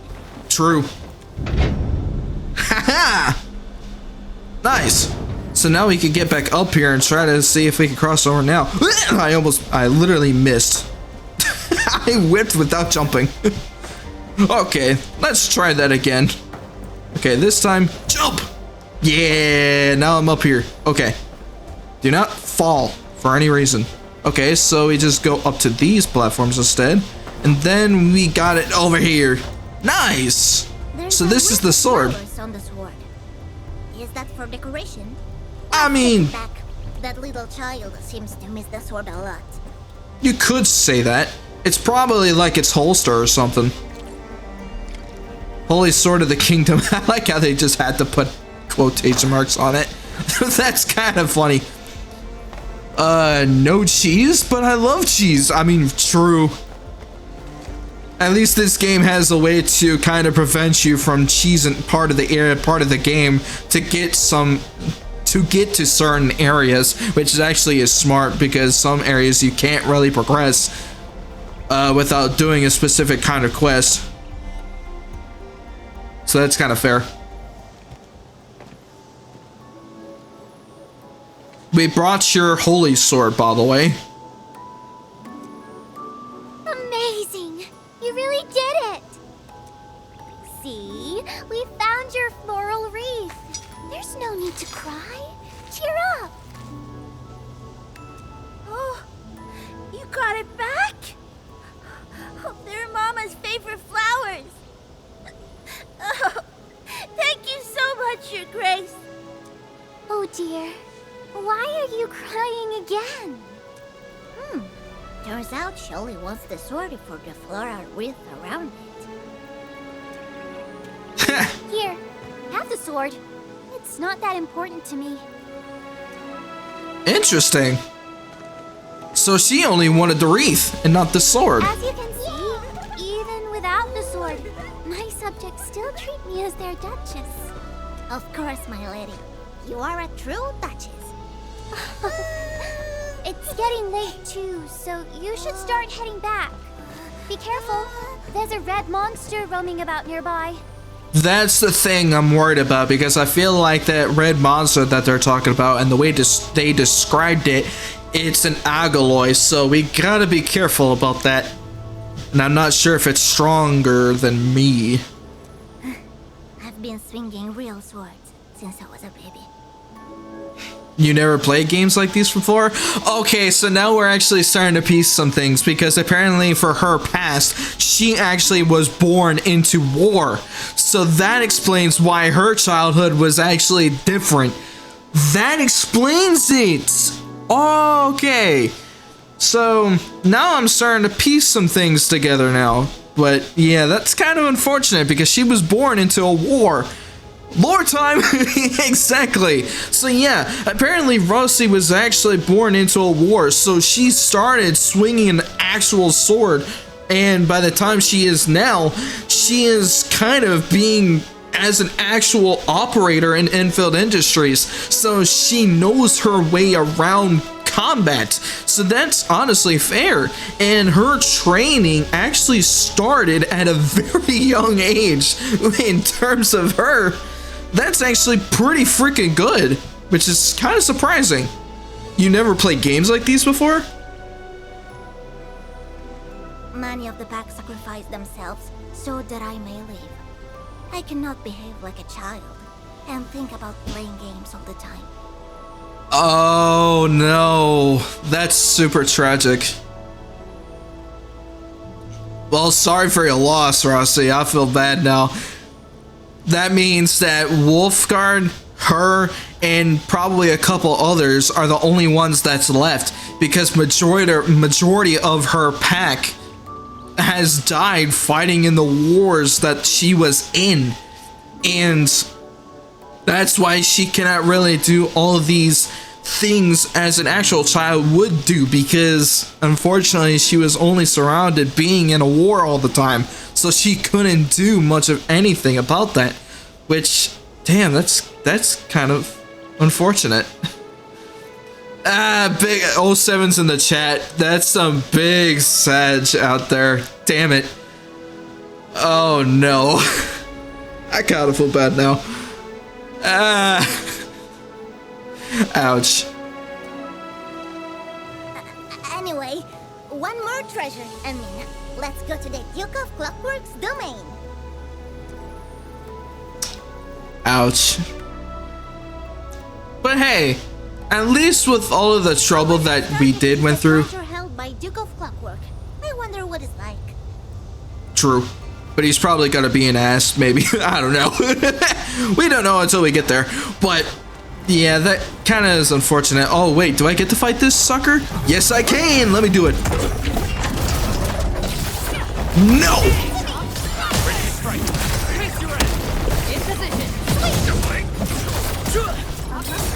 Look, I actually missed in the wrong target. Hello. Enfield has your back. Oh, I didn't even charge my dodge correctly. Whoops. No, get out of here. Get out of here. Bonk. Oh my god, the combat. Oh my god, Jesus Christ. The damage on the rotations there.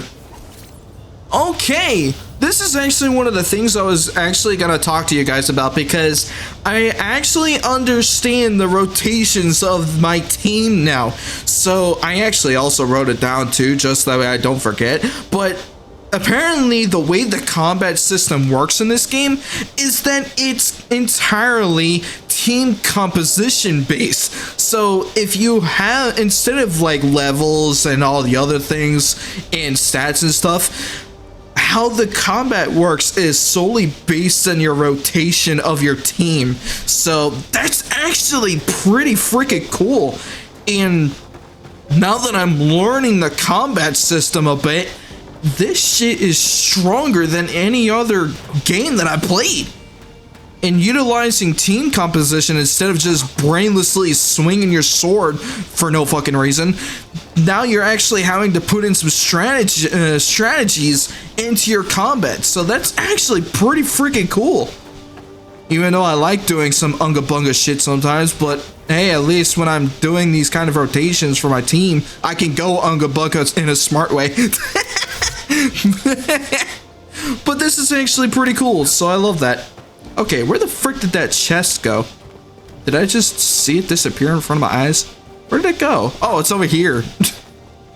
There it is. Thank you. And I got 100 of the orbs. Gimme.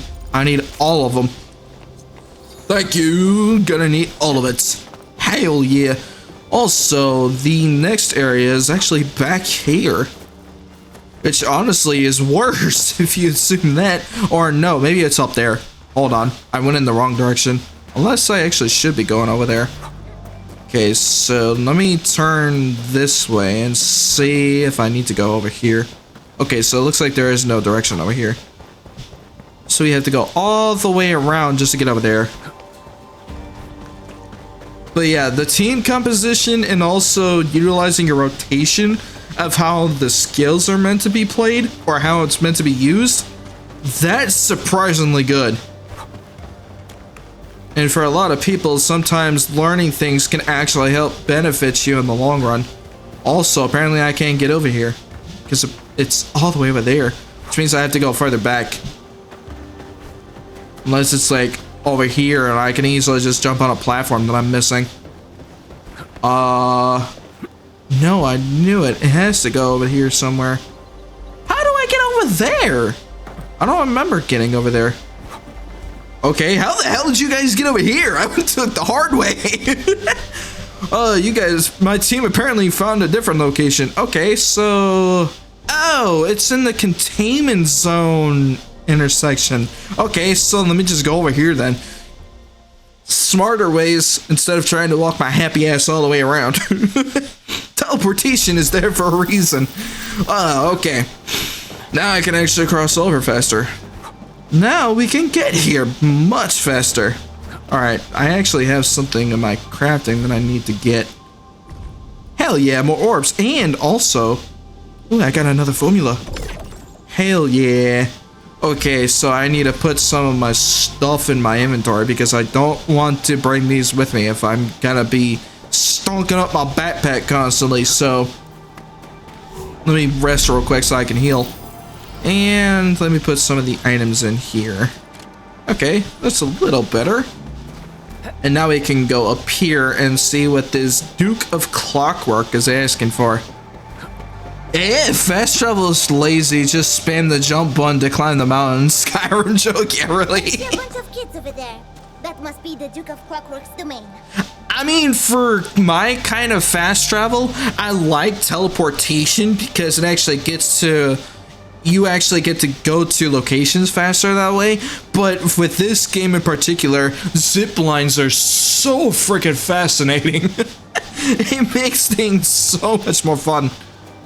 Alright, see what this Duke guy has to say.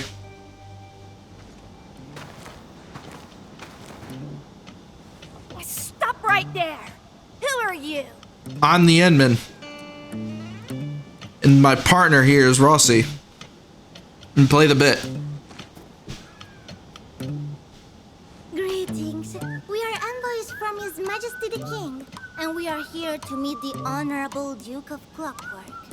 Please tell us where he is. There you go. The Crybaby King sent you here. I think he wants my strong shield, but got too mighty scared to come himself. Oh, so the shield is the second treasure. Then you are the Duke of Clockwork himself? Don't call me that. It's so stupid and childish. I am changing my title to the Duke of Savage Beasts. Oh, very well, my Lord Duke. Now, may we have the honor of taking your shield? Yup.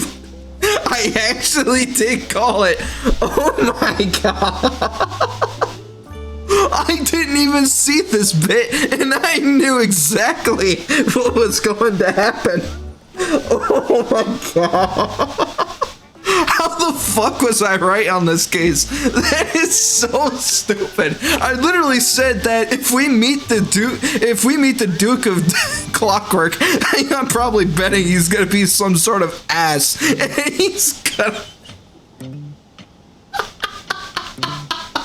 You gotta be kidding me. How the fuck did I find that out?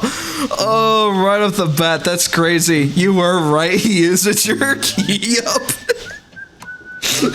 And he's also kind of stubborn. At least he's more stubborn than the Duchess that we met. Oh my lord, that is crazy how I guessed that right. That is wild. Of course not. Our law says one must own a treasure to become a duke. That makes me the only rightful owner of the shield. As long as I hold the shield, I am forever the duke. No one shall take it. Interesting. That sounds unfair. I thought everyone could take turns to be a duke or duchess.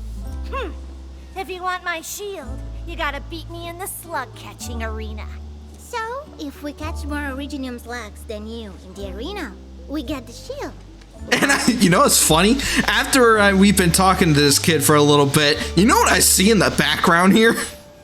I see the Orleans that I need to get. There's one right here hiding in plain sight. I should have seen that one. That's impossible. My record is unbeatable. Alright, tell me your record and I can destroy it right here, right now. We shall see. The admin is quite an expert in this. Even though I have never played it before. Are you challenging me?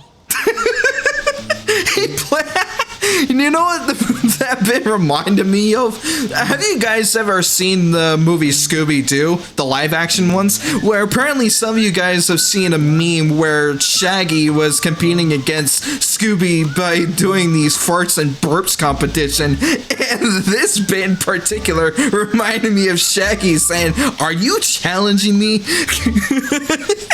That's what the bit reminded me of. That's funny. Oh, that's awesome. Yes, I am. My record is 5 Originium slugs in 5 minutes. You gotta catch 6 slugs in the same time to win. I could do that in 3. One more thing. You can only catch the Originium slugs in the area I marked out. Those caught outside won't count. Interesting. So this is definitely going to become a challenge for sure. I mean, Originium slugs are very timid. They'll start running away if you get close. Catching them can be difficult. Oh, that's what they're called. Those rolling things that we've been seeing all around Valley 4 were Originium slugs. I never noticed what they were called. And now that we know, that's kind of interesting. But they take breaks too. Usually near Originium formations. That is the best time to catch them. Okay, so definitely we can easily get 6 and less than that. I mean, we'll have to beat this record to get the shield. Yep. Slug catching sounds like my type of job. Let's do it. Let's do it. We got this. Well, my Duke. Just don't start crying if you lose the game. I like that smirk at the end. Okay, so timid Originium slugs. Damn, those things are quick. Never mind, I kind of... Wow, these Originium slugs are quick. Okay, so timid Originium slug. The timid Originium slug will start escaping when someone enters their alert radius. It is extremely fast. It can even roll around to protect itself. Well, no shit, especially with the amount of speed this thing has. That's crazy how fast those things are. So, escape path. So the timid Originium slug only runs along fixed paths and will stop to rest at nearby locations. With Originium formations, when it is dazed, take a note of its resting spots. So the only way I'm going to be able to know is if I find out what its resting spot is. Okay, maybe I should have said something about this earlier, because I probably would have maybe kind of practiced on these things to at least have a way of beating this a little faster. But hell, jumping into it straight up probably will help too. Maybe if I get lucky. So capturing them. Oh, so we actually can get them if they go back to the crystals. So approach a resting timid Originium slug and press the interact key to capture it. Alright. So the predict the resting place. A rolling timid Originium slug cannot be captured. Study where the slug is resting and then get there before the slug arrives to complete the capture. So fuck it, we ball. We're gonna do this instantly. Frick it, we'll do live for sure. Alright, so there's a couple of them here.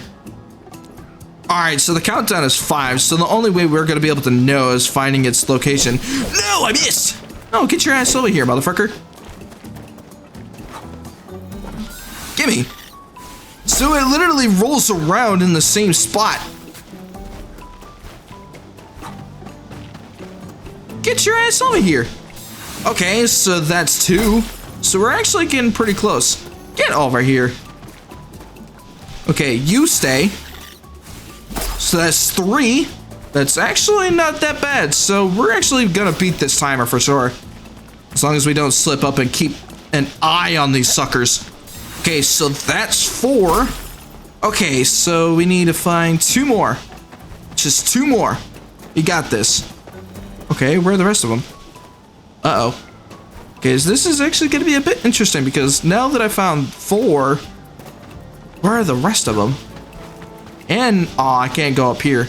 Okay, can I go up here? Okay, I can't, so there's nothing over here. But we still got plenty of time, so we have no issues with this. Wait a minute. Where are the rest of them?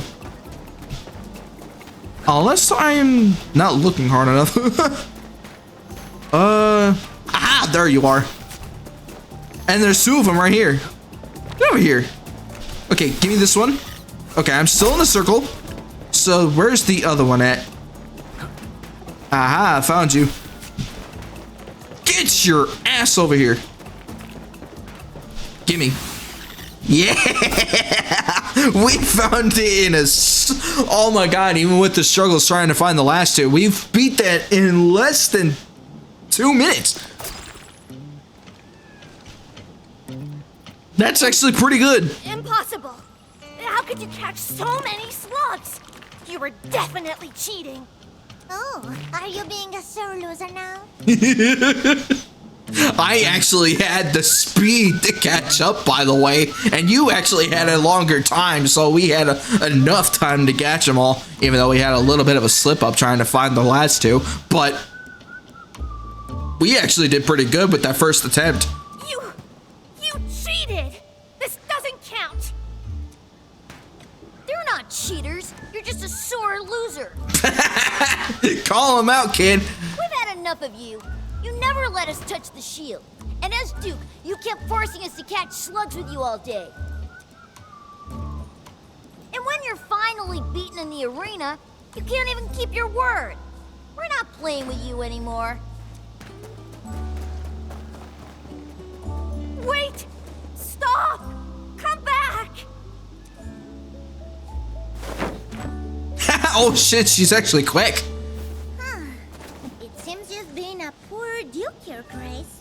You may hold a shield, but no one sees you as a true duke. I mean, that is true because he is an arrogant prick. But at the same time, he kind of deserved it the way he was treating these kids too. I just want them to play with me. If you can't keep your word, how can you keep your friends? That is true. I don't want the shield anymore.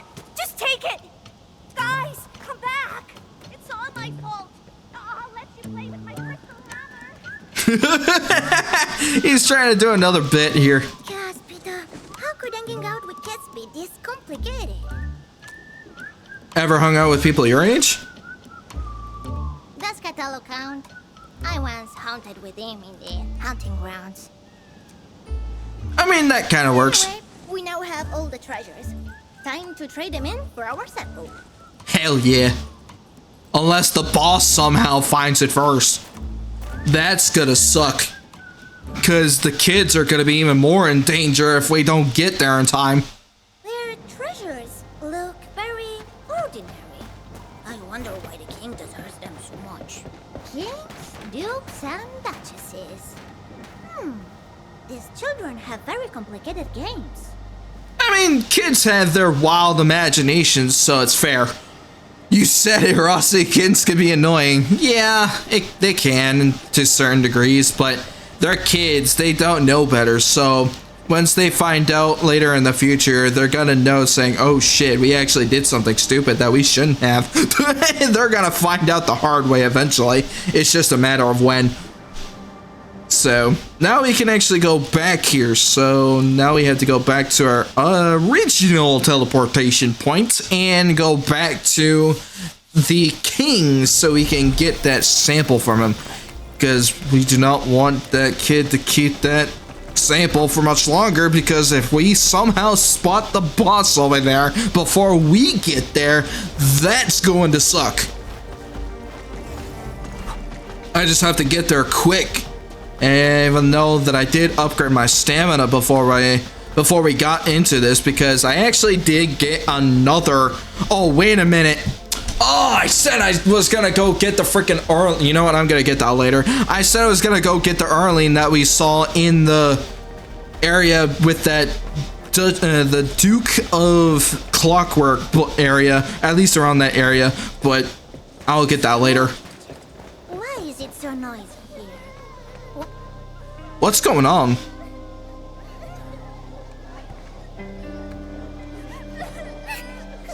What happened?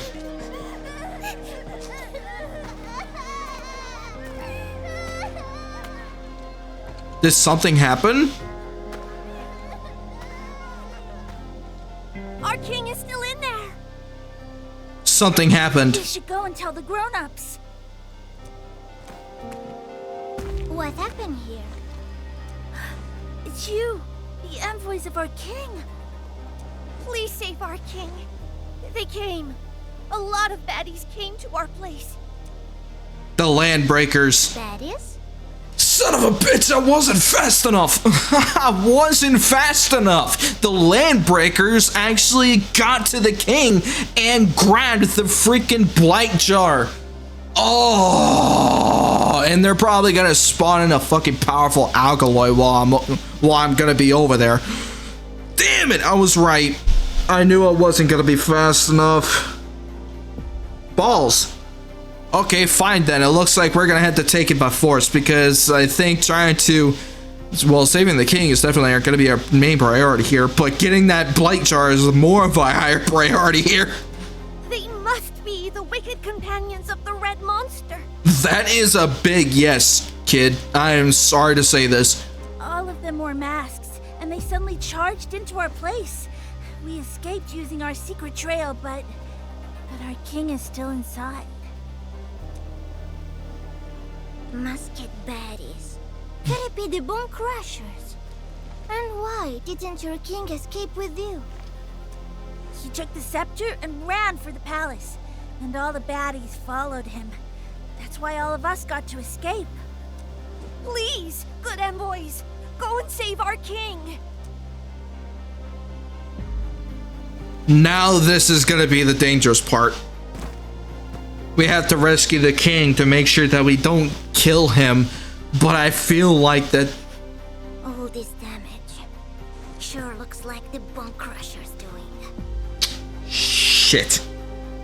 That's gonna be a big problem. Time to feed some landbreakers some knuckle sandwiches. You bet your ass we're gonna be doing that, because I have been itching for a fight against these guys again. Come on, give me some more. Really bad enemy. Yes. The king might be in danger. Yes, definitely. You're right in this case. We can leave our comm device with the children. Comm device. That's a good idea. That way we can actually reach out to them. Take this. You know the place really well, so we are counting on you for help. Okay, I want to save our king too. I mean, at least they could try to get the king out of there. There's one strategy I can think that can actually help both of our parties here, where the kids can actually take the time to grab their king and get the fuck out of Dodge, and we can actually take care of the Bone Crushers and the Land Breakers and whatever that red monster that they're talking about, which I'm definitely betting it's an Agaloy. We will actually have enough time to fight them off while they're saving their king. So at least that's a strategy that we can come up with. Let's go, admin. We've got a rescue to run. Yes. So yeah, main priority, get the blight jar. But at the same time, our second and third priorities is saving the king and defeating the land breakers and the bone crushers. And possibly that boss. Okay, apparently I can't get through that. Why? Oh, I was supposed to talk with her. Quickly, the king might be in danger. We must move, admin. Okay, fair enough. I was gonna forget Rossi. Whoops. Just go straight into danger. Fuck everybody else. I mean, that could be a possibility too. But hey, at least we're here. Start this mission. It will take a while to complete. Fair enough. So this is it. And oh yay, Rossi actually is in my team. Thank you. I've been wanting to test her out for a while. Hell yeah, exactly, Leroy. I was about to go into the fight not knowing what to expect. Having a team here is beneficial. Yeah, I'm gonna keep Shannon. Actually, no, I want sustainability here, so I'm gonna bring Ember with me. Let's move. War never ends. We can only march on. Yes, since we literally have 3 damage dealers and a tank. So yeah, we need some sustainability for us to survive out here. So I'm probably betting that the bosses and those bone crushers and the lane breakers are gonna be incredibly strong. So we definitely need to be prepared for that. So that's gonna be interesting. When lonely, Rossi would sculpt and chisel stones into weird shapes with her sculpting knife. Perhaps this little bone crusher hunting landbreaker has a hobby after all. Ah, so when she's not fighting, she actually does something to like make sculptures with her stuff. So that's actually pretty cool. Wow. This is... It's our secret base, the Kingdom of Brickulab. Okay, this place is actually what they're called. We built this place together with the things we found. No wonder why you guys were actually protecting this. The entrance was actually their secret hideout, but this one is actually their whole place. This thing is huge. I did not expect that. But damn, if these kids actually built this, god damn, they would be good as engineers for helping out Enfield Industries. This shit would actually be cool. Well done. Damn. The cable car there looks busted. So they didn't have some sort of electricity involved, so that means we'd have to take care of it first. Fair enough. But they did majority of the work here, and honestly, props to them. Oh no! How are we supposed to get back in now? I have no idea. Wait, there's another way. The Trail of the Brave. Is it next to the cable car? Oh yes. Legends say the very first king of Brickyland took this trail and discovered our secret base. But the trail is really dangerous. No one dares to use it anymore. The trail it is. We gotta give it a shot. That means it's possible that the Bone Crushers and the Land Breakers are down there. Hey, more enemies for us then. We've been really... Hey, at least I get to use Rossi now. Frick yeah, so I'm gonna be using her for a majority of this mission. This really is dangerous. Whee! It's a scary trail. We usually take the cable car. True. Whee! Contact, boat crashers. Okay, so they're level 35 and 40. They're so evil. Let's not get hurt. Holy shit, she's actually quick. Talk of them. Don't worry, make the face. Jesus Christ, she's actually quick. Wow, her basic attacks is actually quick. That's actually... Quick attacks are pretty damn good, holy hell. She's actually skilled. Okay, apparently I can't cross that. So we have to find another way to get over there. Unless I actually can fly on this thing. Oh! Whee! I just saw my entire team fall through the hole instead of taking the freaking volcanic air thingy. Thank God I turned around because I saw something funny behind me. Wow. Wow. The trail has ended. I see holes on the ground jetting out gas. Hey, at least that's helpful. You must have found our super lava trampolines. Lava? I don't see any lava here. There are boxes on the ground, yes? So everything else outside the boxes is lava. The rule is simple. Reach the highest place without touching the lava. Follow the correct sequence of boxes to jump and reach higher places. No wonder they call it Trail of the Brave. Their imaginations are running wild, and I gotta say, that's impressive. They learned that from the Endmen, you're jumping off the cliffs. Yeah, really? They saw me in my previous playthroughs, in my episodes, and they say, oh, this guy's doing it, so we're gonna do the same. And it's funny because I actually learned from that and not jumping into it. And apparently they do it and they think it's cool. Oh, that's so dumb. But hey, at least we got a funny haha. Okay. So we gotta step on the right one to get over there. So the only way we're gonna do that is if we assume. Okay. Okay, so that's actually the wrong one. Whee! Whee! Okay, so it's this one. Whee! Okay, I found it. Whee! Oh, I missed. There we go. Okay, maybe it's some secrets over here. Hell yeah. Someone left a supply crate in this place. Well, whoever placed it there never reached the area again. So I guess the crate stayed there forever. Did you really build this place? It's too impressive for kids. Actually, no.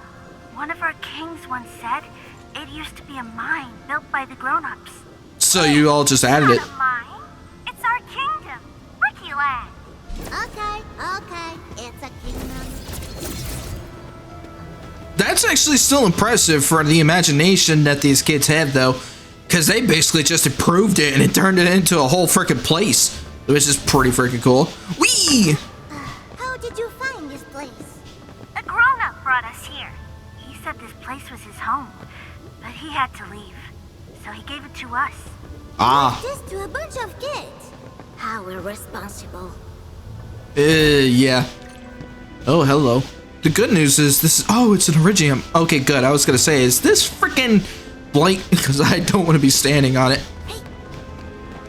Ooh. It's a freaking roller coaster full of jump pads. This is gonna be fun. So, yeet! This other hole must have taken a lot of work. Yeah, that grown-up helped us build everything. He achieved everyone's wishes, you know? He was the very first king of Brickyland. So why did you leave? That is so weird. I have no idea. Maybe he found something in this place. Holy shit, this thing is so reflective. Maybe he found this place so he could just give it to the kids and dip. But I do find that kind of weird. But this place is so freaking reflective. Damn. Look at how shiny these things are. No wonder why Iridium is so rare. This place is so freaking cool. Aha! Hello, Landbreakers. How did they even get here? Are they trying to figure out this place?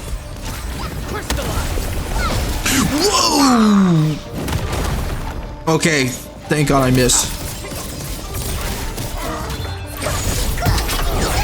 Whoa!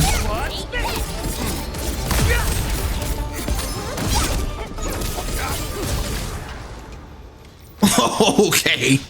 Rossi is actually pretty freaking good. What is this? A turntable for mining cards? It's not a turntable. It's our very own Swift Beast carousel. These kids are pretty good. I don't see the difference. Because a turntable is a table that turns, and our Swift Beast carousel is a romantic ride. Let's keep the details. I don't think it has any power. No, it doesn't. The Swift Beast ride is often out of power. You need to flip the power switches in the correct sequence to make it turn. And we drew out the correct sequence already. Psst. What's the sequence again? It's a rhyme. A grown-up rhyme, I think. A long ear hungers for a juicy slug. But the tusk beast's right behind the long ear's butt. Looks like we gotta follow their instructions to get through this place. The hint for rotating the Swift Beast carousel should be on a nearby wall. Interesting. So their puzzle is actually thought of a rhyme.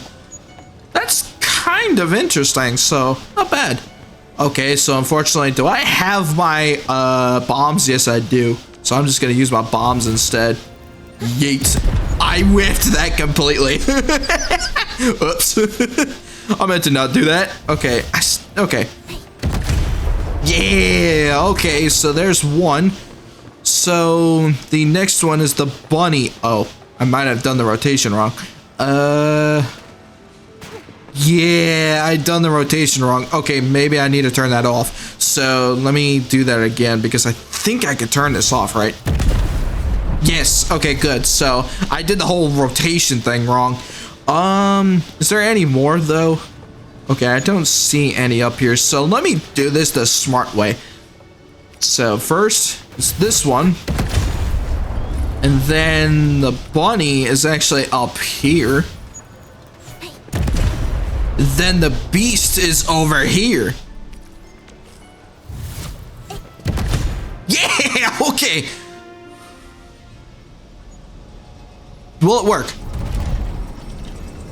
Holy shit, it actually worked. Wow.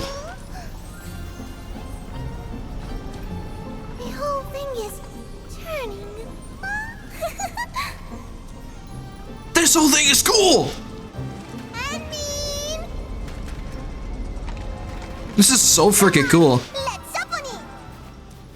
Sure. Actually, I've been wanting to get on these things for a while. I'm just, telling you we have to get on so we can quickly get through this place. I mean, fair, I get what you're saying, but that's still kind of cute how she still sees her idol as like the holy shit moment.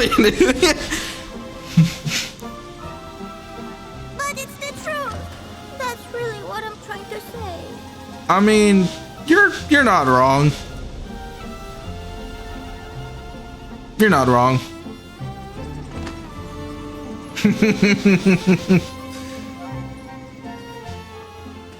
Oh man, that's actually, I freaking love this game, man. This thing is so cool. Oh, it probably autocorrected you because it thought of the words between that. That's why I thought it was confused. But yeah, I think you also kind of spreaded out the words completely, so that's why it didn't note. That's why I noticed those 3 words instead of the combined words, because headpats is like 1 word.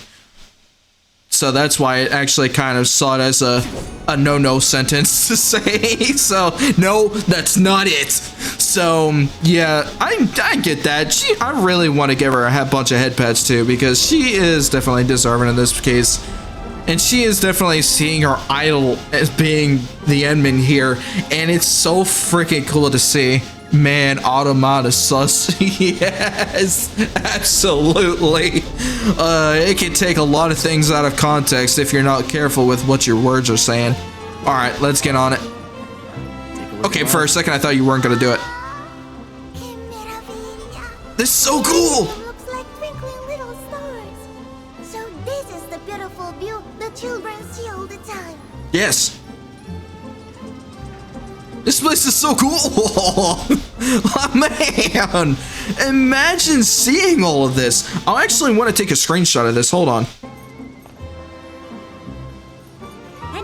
I pushed the wrong button. Okay, fine. Okay, never mind. I'm just going to continue the ride because this thing is actually pretty cool.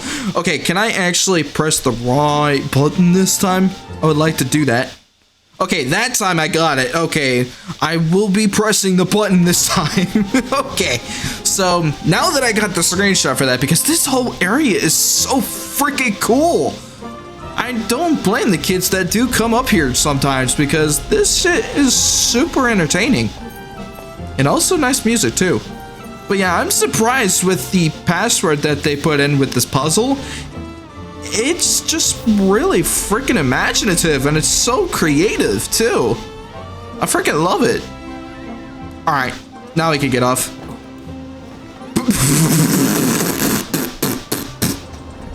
I saw that, Ember. You cannot make me unsee that. I don't know if you guys saw it, but my Ember literally hopped off of the cart on the other side of the railing, and she fell right between the freaking railing and the outside part of it, and she no-clipped out of it and fell out of the world. Don't make me... That's so funny. The amount of glitches that I see in this game is so fucking funny. Oh shit. You cannot unsee that. That is so funny. Just need a goofy scream. True. I mean, I could do that.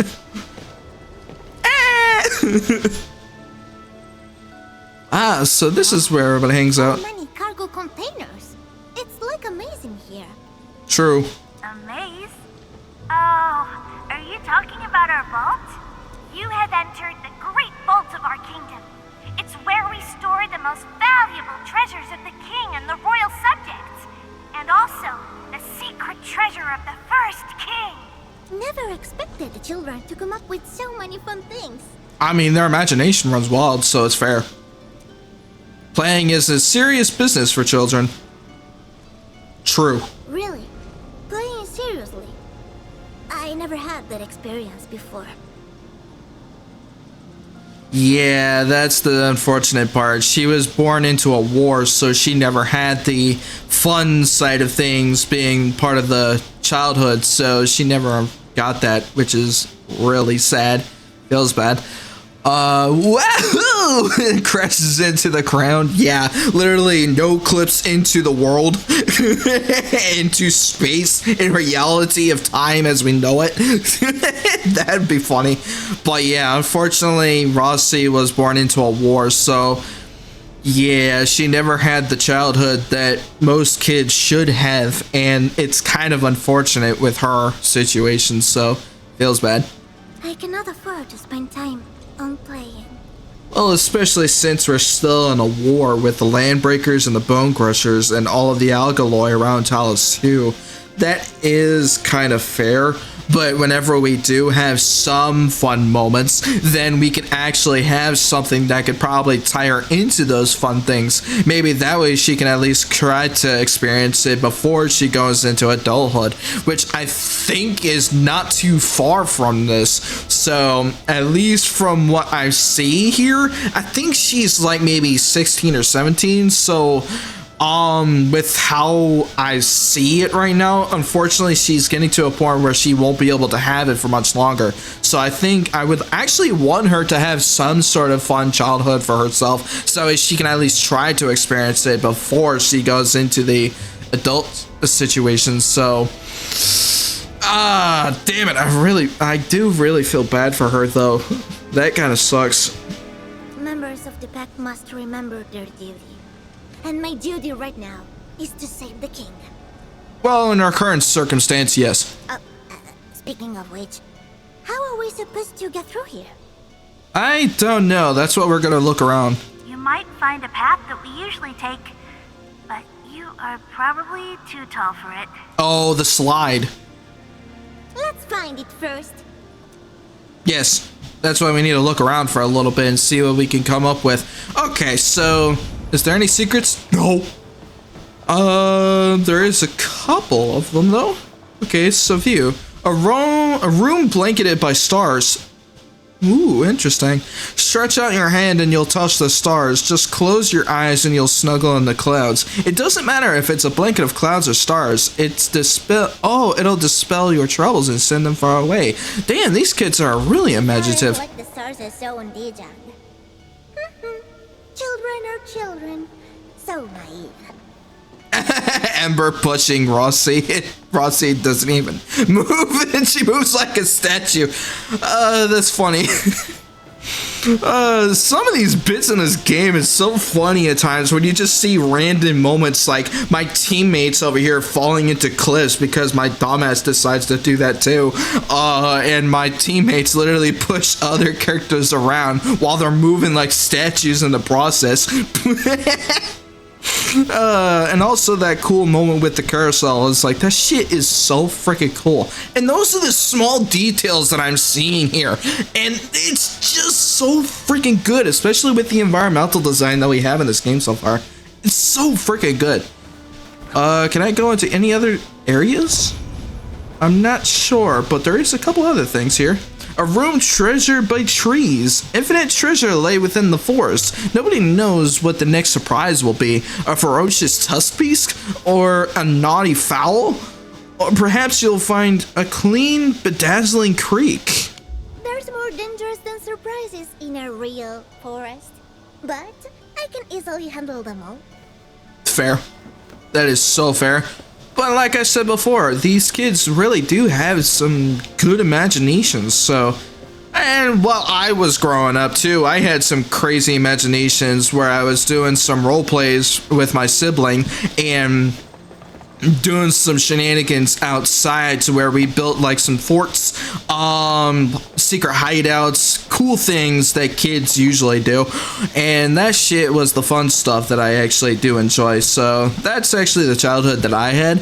But unfortunately with her case, she was in the war, so she couldn't really have much. But I really wish once we are done with this, I do want her to have some sort of childhood to where she will be able to have some of the fun things for herself too. So eventually we'll get to that point, hopefully.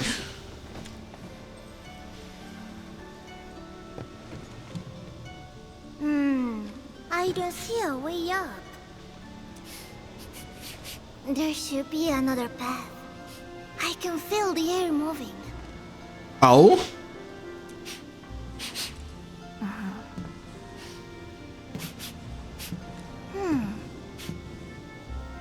she's...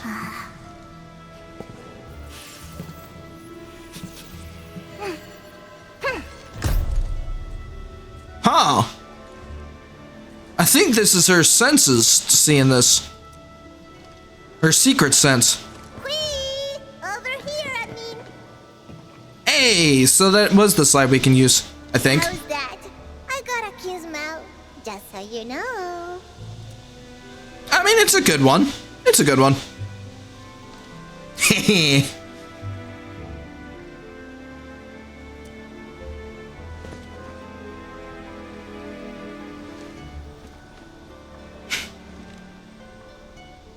I mean, she's short enough to actually go through it. This tube is a bit cramped. I don't think you can get through, admin. Well, she can for sure. But we would have to find another way. Don't worry, leave it to me. I'll look for other paths. That would be a good thing.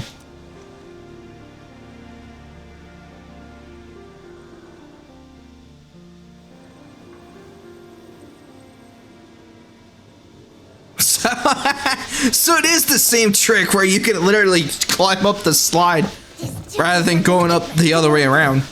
I keep slipping. I mean, it is harder than it looks.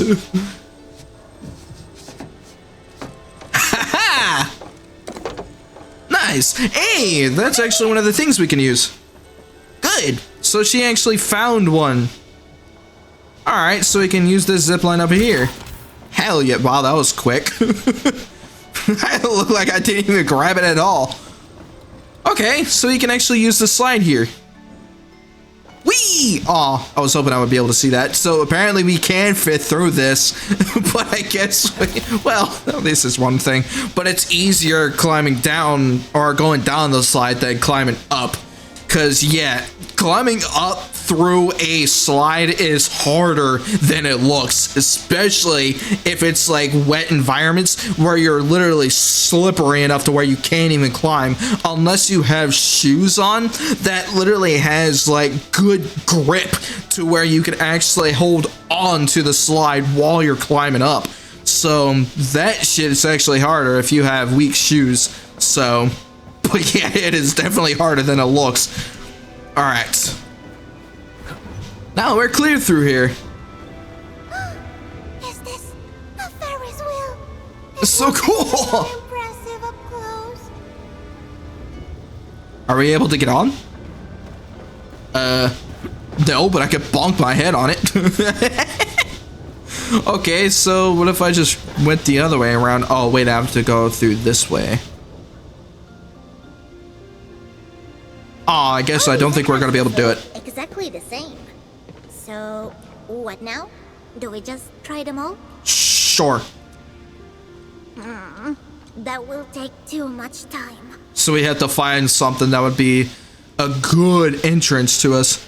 I did my fair share of that in the McDonald's play area as a kid. Same here. Like, I freaking love going up through, like, this is me with the backwards logic. I like going up through the slides a lot, which is kind of funny, because whenever I go through those where those play areas are in some of the restaurants, like McDonald's for example, I love going up through the slides, but not going down through them, which is kind of weird if you kind of think about it. So, and I usually go through other areas as where they have those bars, some of those jumping things that acts like you're jumping on pogo sticks. Then all those other things. The shit is so freaking fun when you were a kid too. God, I miss being a kid. That shit was so good back in the day. Entrances that look the same? You're trapped by our true and false treasure chamber. I remember the correct path being... what's the correct path again? Wait, something jumped out of a pot. Hello?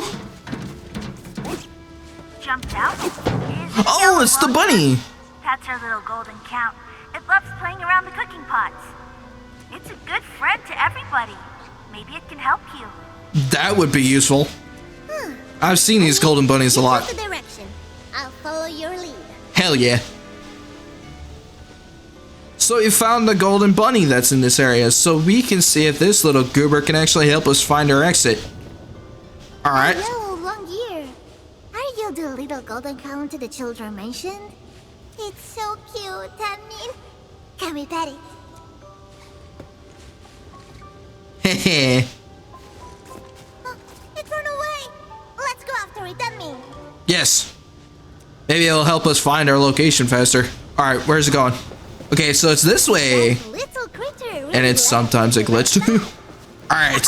I hereby granted a new title, the Great Golden.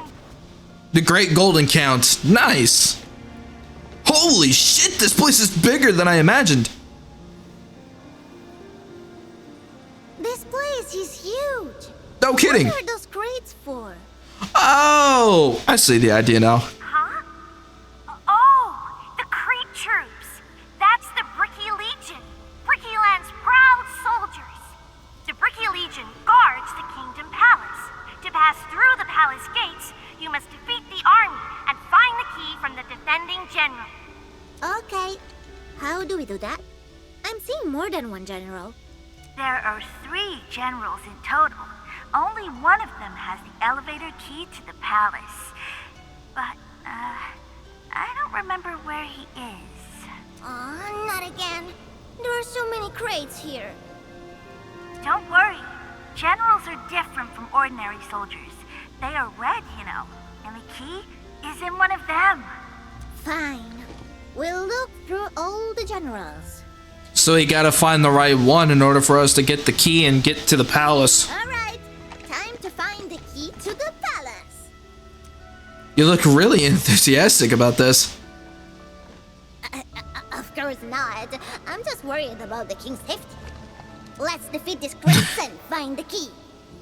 I think in some ways is that we are actually building a childhood for her in some way. Cause she is very happy about this entire journey so far, which honestly is kind of surprising too. But I'm also starting to see it a little bit, so it looks like we have to break these boxes. Fuck it, I'm gonna be using Rossi for this. Boom! Damn, she took out 6. Oh my god, a 6 kill. Okay, so there's one of them. Okay, never mind. I thought that was gonna be easier said than done. Not this one. It's just a normal general. Okay. So that's one of the 3 that we missed. So there's nothing in here. Aha! There is one! Okay, I found it. Boom! Triple kill. Is he the one hiding it? Aha! I mean, the key is right here. Where's the key? The wicked long ear took our key! It must be the Ruby Rogue. That cheeky one loves stealing our stuff. Ah, okay. So it looks like we have to catch this Ruby. Don't let it escape! Yes. So it looks like we have to catch this Ruby Rogue long-eared bunny in order for us to get the key. So this sucker is quick though. Get over here! No! I missed! Okay, fine. I could just jump over everything.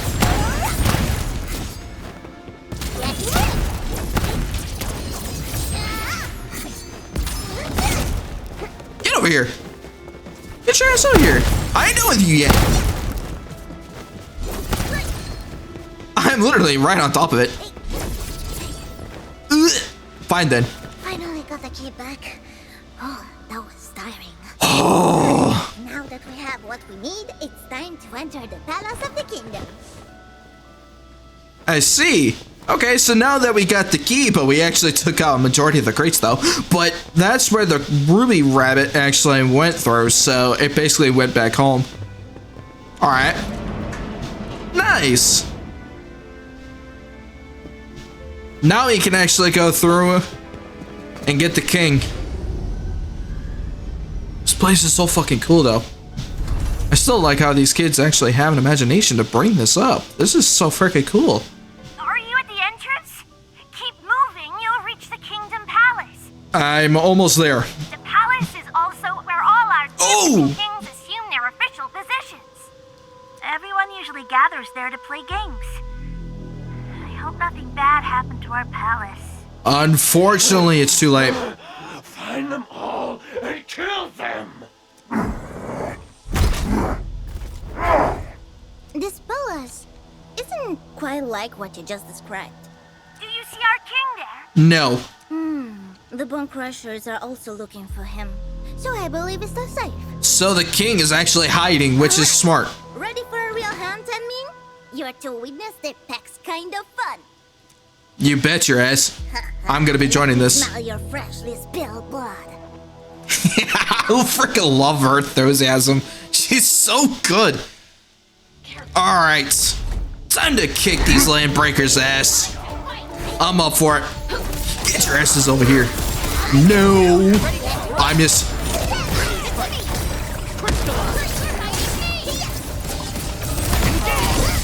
I meant to do that.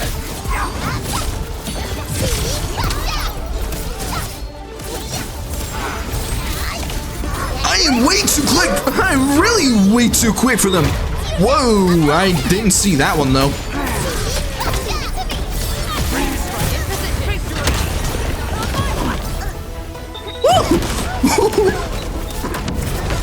Oh, I saw that one though. Bucket. Your end awaits. Damn! Ow! This dude actually hurt a little bit. No! Get that shit out of here. Woo! Woo! Aw. Come on! Book! Book! Oh, I missed. Yes! Yeah! Let's fucking go. We took that landbreaker down. It's red. The red monster! Help! Oh, this was...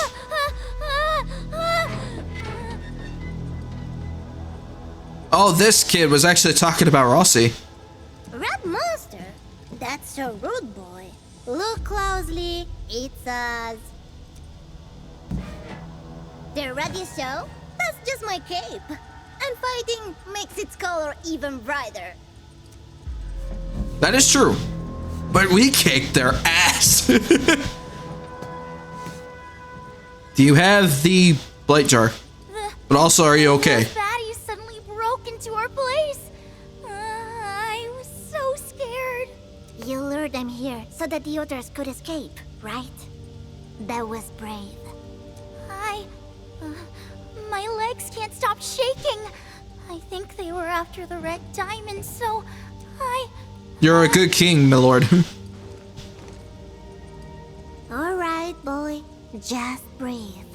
You okay to stand?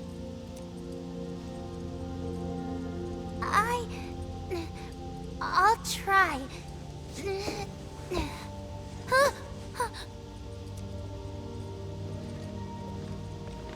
Don't be afraid.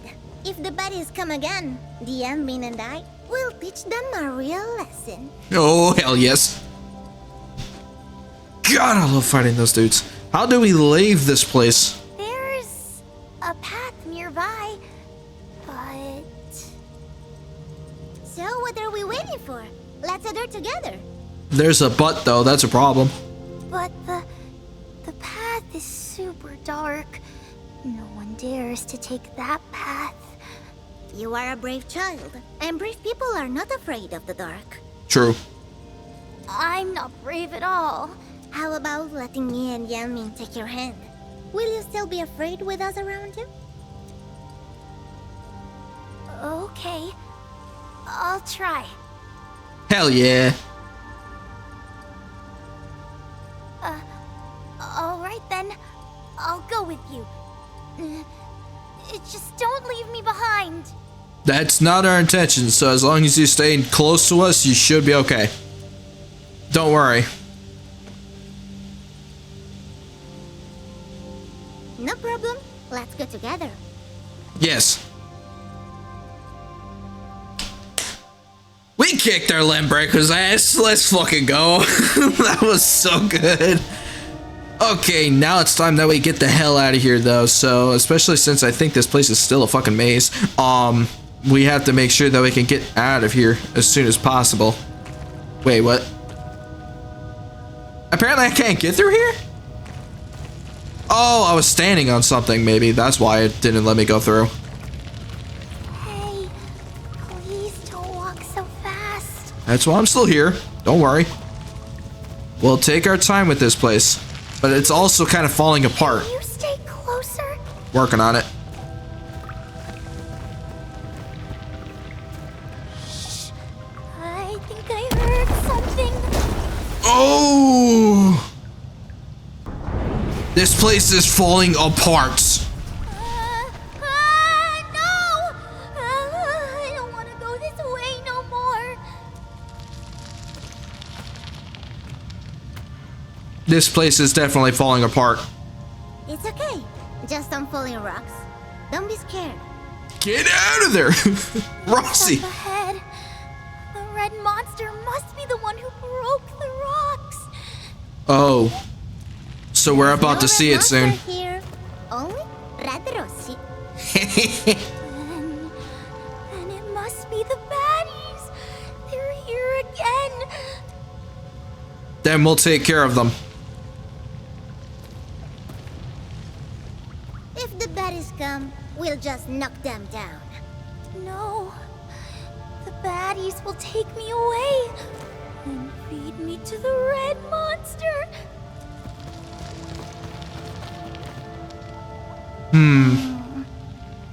I mean, the boy refuses to move. Maybe he needs some encouragement. Encouragement.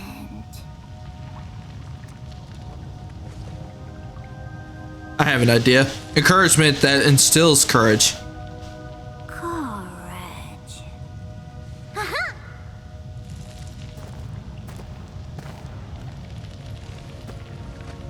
Hey, how about we rest a little? You like stories? At least that works. During my first hunt training, Nonoratsan told me a story about a wolf cub. So, Your Majesty, once we finish the story, we shall keep traveling. This is a very old story told in the pack. Possible lore? Once upon a time, a wolf cub grew up alone in the forest. It ruled the woods. The little critters are all its prey. The river is all there for it to drink. It lived a carefree life. Many years passed, and the wolf cub felt that no forest beast was its equal. Then, a Longyear entered the forest and fell into the wolf cub's jaws. But right before it was eaten, the Longyear blurted out that it had seen an even fiercer beast. A fiercer beast. Oh, yes. But the wolf cub growled back, "I'm the strongest here!" So, the wolf cub followed the Longyear to a cave. The Longyear said, "Its shape and voice are terrifying. Its form can hide the sun, and its roar can shake the lands." I don't believe it. There are no beasts like that. Oh, you can stand now. Good. I'll continue the wolf cub's tale. Please go on.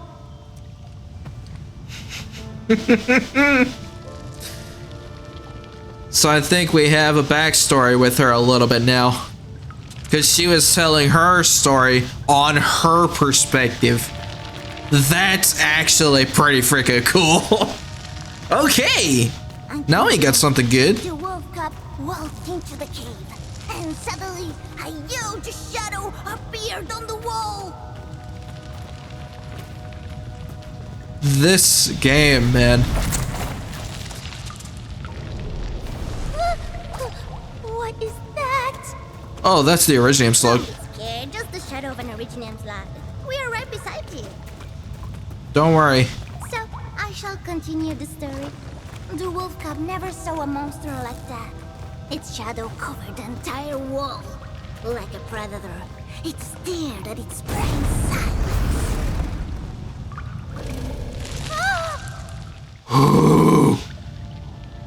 Damn it, the story was just getting good. What's out there? It has appeared. The red monster!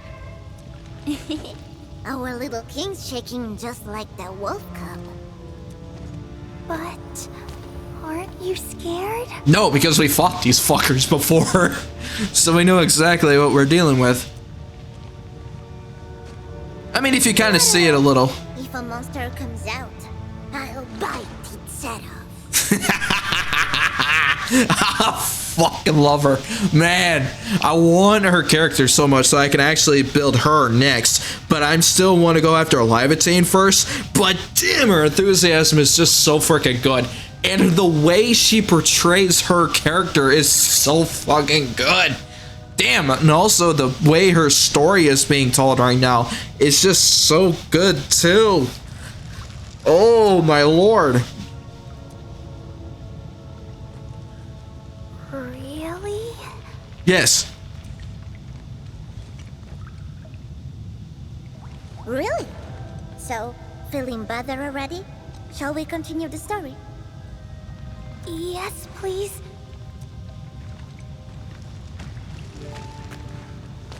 The wolf cub had never been belittled like this. It unleashed an angry howl. Ow! But then, fearsome howling responded from all sides of the cave. It seemed more than one great monster lived in this cave. Scared, the wolf cub fled the cave in panic. The little critters learned to scare the wolf cub with the cave monster. Whenever it remembered the howling shadow, it will lose the courage to hunt. Wow. Wow. This is getting real good now. I think Rossi might be my favorite character. I mean, for some people, depending on how you look at it, this character is, especially with the backstory here, her story, she is basically telling this story. Her story is literally this. And that's what I'm thinking right now. Because the way she is building this story right now, she is telling it from how she went through during this entire thing. So that's actually pretty freaking cool too, to see how we're seeing her actually talk about her story being read out loud like this. So I don't blame you, because this character is getting pretty freaking cool. What happened next? You already know. Well, the wolf cub was starving. Its steps grew unsteady, swaying as it moved. Soon, it found itself walking back to that cave. Unless she is just talking about a random story, then that's sure, that works too. But the lore kind of intertwines with hers a little. The wolf cub saw it again. That great, moving shadow. It poised like it was ready to hunt.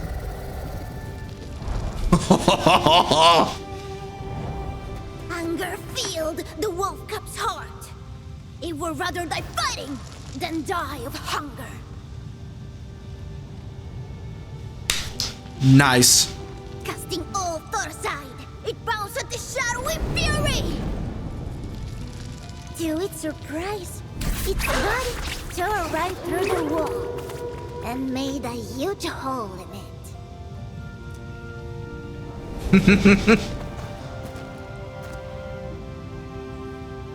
After all, the monster was just a piece of white cloth. The howls, nothing but cave echoes. Wait, what? Yeah, if you look back right now, the beast the wolf cub feared for so long. Never existed. It never existed. Wow, what an ending.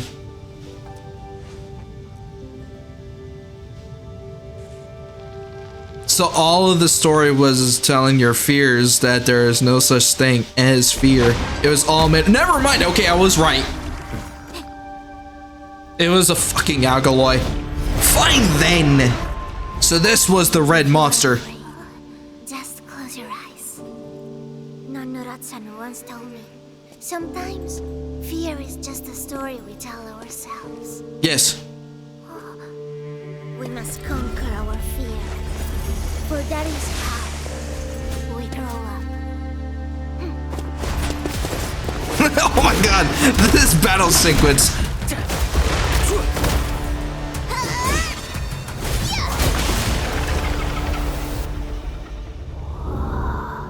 The red-caped hero.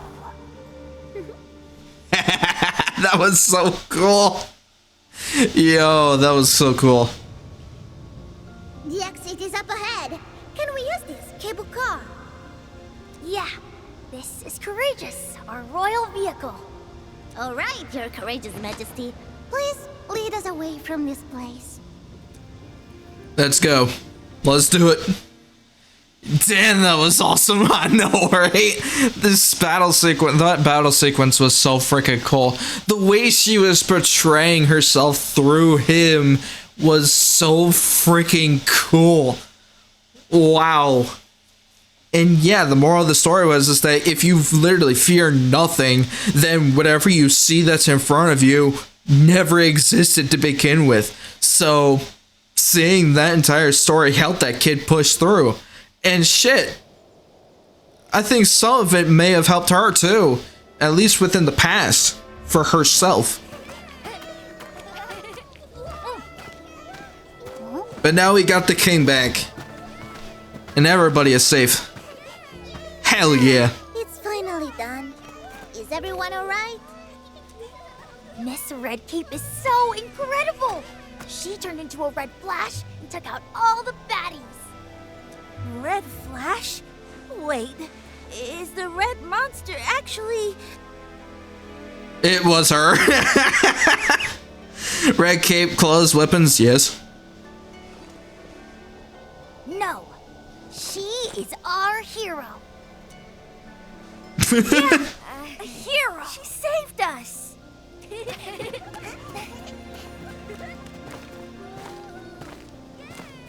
Hell yeah. Now, can we have that scepter, please, before you start doing something? Thank you! This red diamond now belongs to you. Please take it. That won't do. We promised to trade 2 treasures for it. Here you are, the Holy Sword and the strong shield of the kingdom. Wow! They really brought the treasures back! We just couldn't bring them back. Many kings and queens tried, but all of them failed. Wonderful! I now have 2 treasures. We can once again name the dukes of this kingdom. What an ending! So this is the reason why you sent us to retrieve the 2 treasures. I'm not very brave, but I also want to get the treasures back for everyone.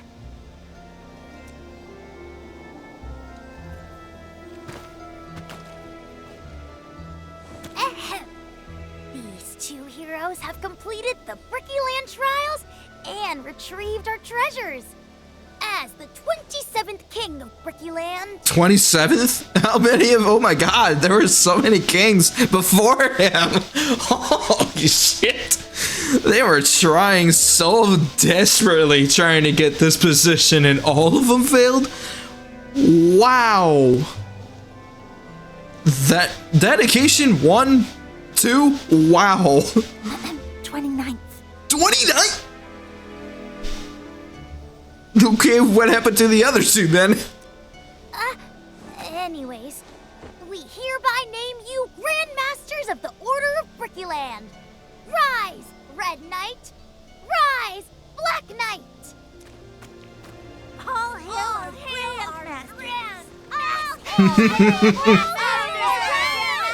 Oh man. Thank you for your generous boon. Greetings, Your Majesty. Wow. I actually prefer being a noble. I want to be royalty. Nah. Then we should ask if the king wishes to grant us a treasure. Ahem. If everyone agrees, Hell yeah. I hereby name this day a new Brickyland Memorial Day. Time to play, everyone. Yeah! Nice. Yeah!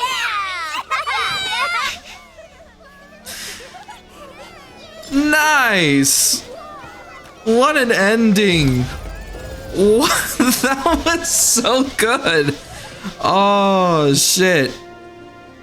Sample retrieved. It took us a really long time. True.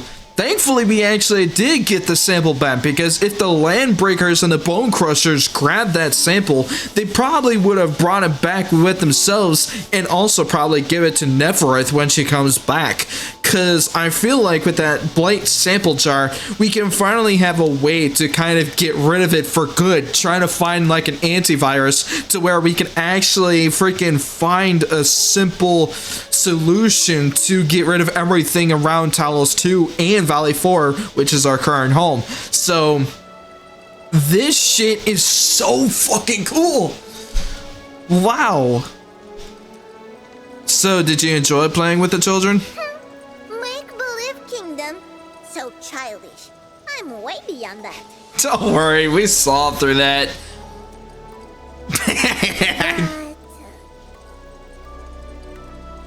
It was pretty fun. I'm glad she enjoyed it though.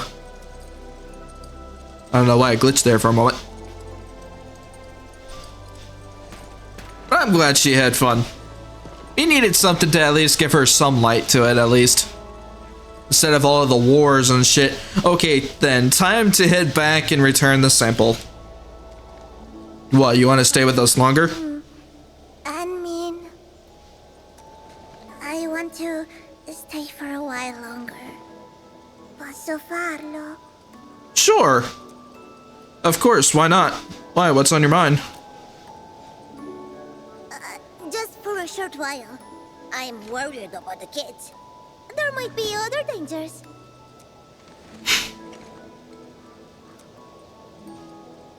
I really meant it.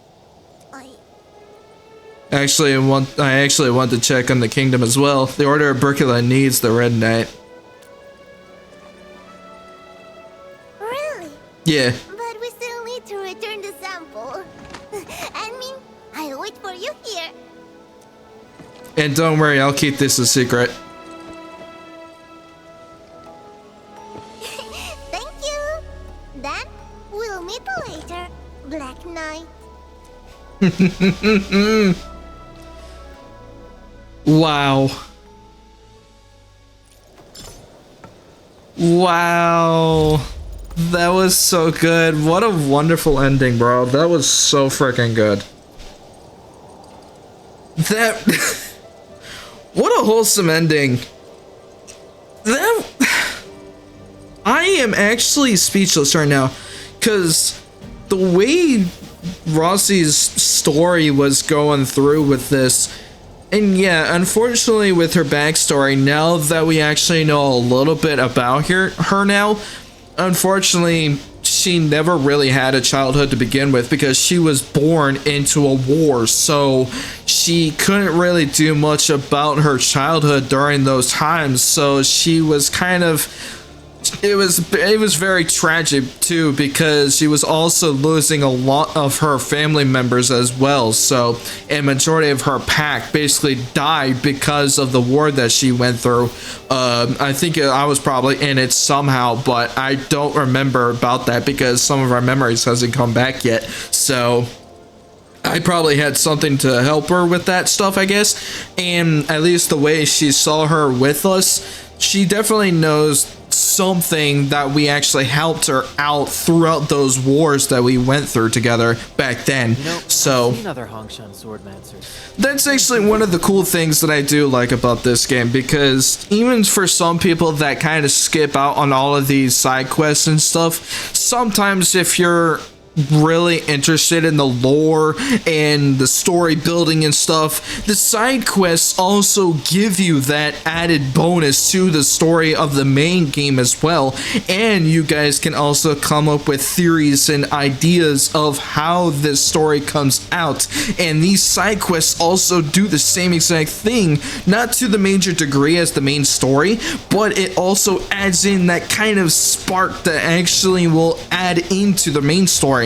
And literally, we just went through Livatine's side story, and we went through now Rossi's side story. So both of their stories combined into the main story, it brings out so much into Arknights Endfield. So I actually did enjoy Rossi's side story. I do want to actually get her at some point, though I do think that she is in this current banner that we're in, because she is not part of, like, she's not the main banner, of course, but she's still in it because she is in the second rotation, I believe, in terms of her, of how many chances that we could possibly get.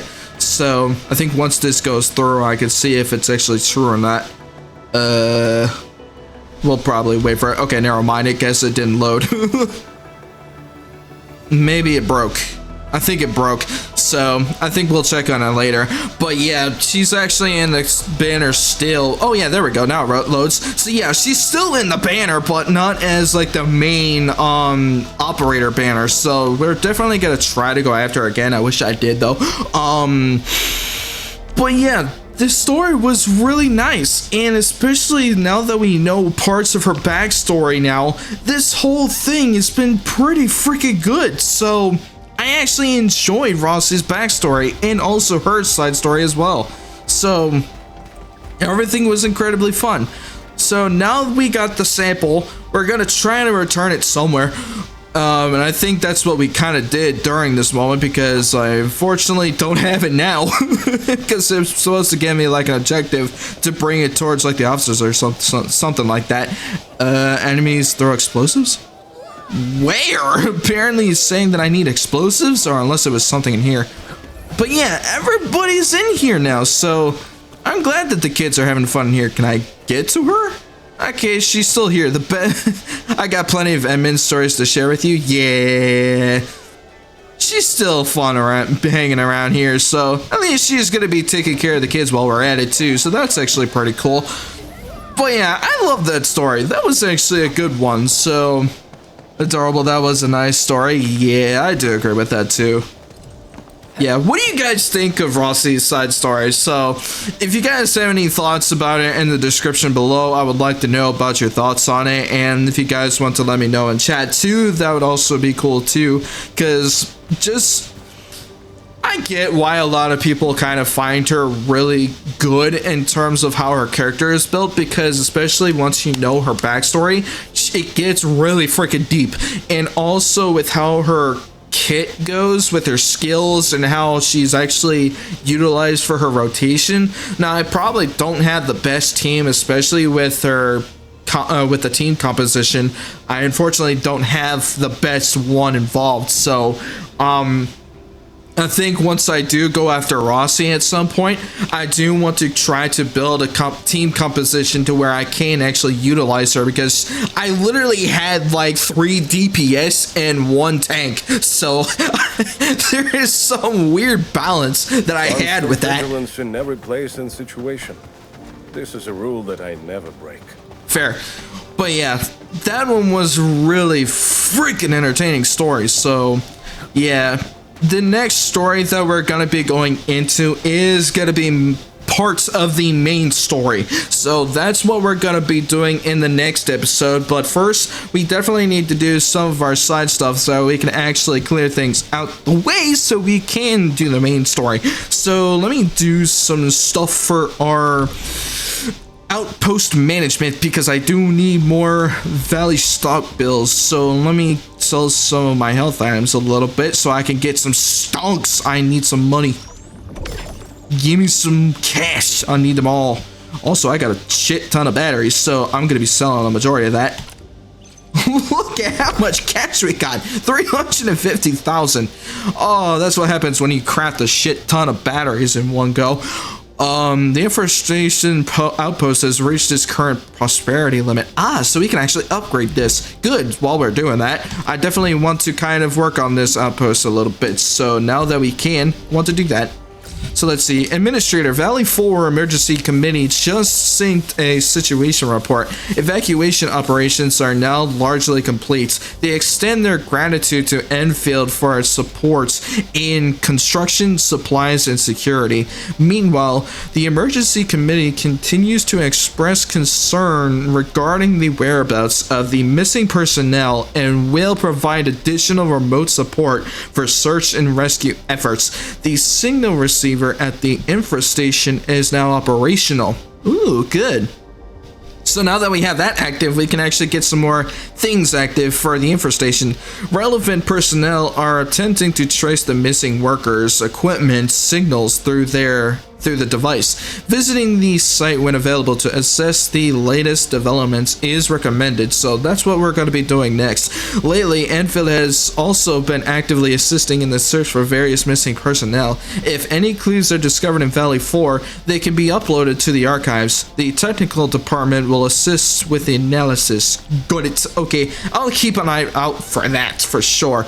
So, while we're on that, so now we just need to ask for Nothman and see what's up with that. Wait, I need to go back. Oops, I accidentally pressed the wrong button. Okay, so now I need to go talk to Nothman and go back into the Originium Science Park, since that's technically where I need to go. So let me get all the way over there and teleport to the infrastation. Because we do need to get more resources, especially since that we're almost near endgame right now. So I definitely need to get to the point where I do want to collect more shit. So we can upgrade our operators and also upgrading our station as provided. So where the hell is Nothman? Oh, he's back here. But yeah. Rossi is freaking is so freaking cool.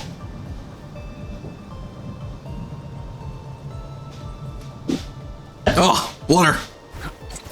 Definitely gotta be needing that after going through that entire story. But yeah, let's take a little bit of a chill break for a moment and kind of recoup with what we went through so far. So we actually just went through Rossi's side story, and so far with her past, unfortunately she was born into a war that really had no childhood involvement, so she couldn't really do much of any good things as what any average child would be able to do.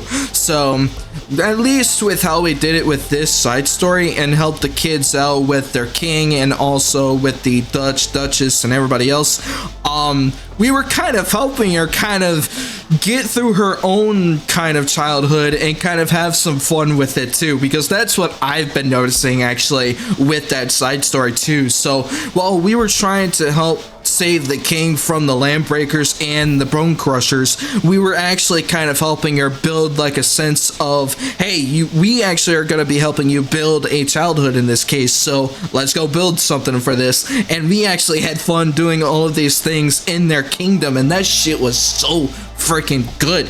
And especially with the amount of designs these kids actually helped to kind of build that place, even though somebody built it before them.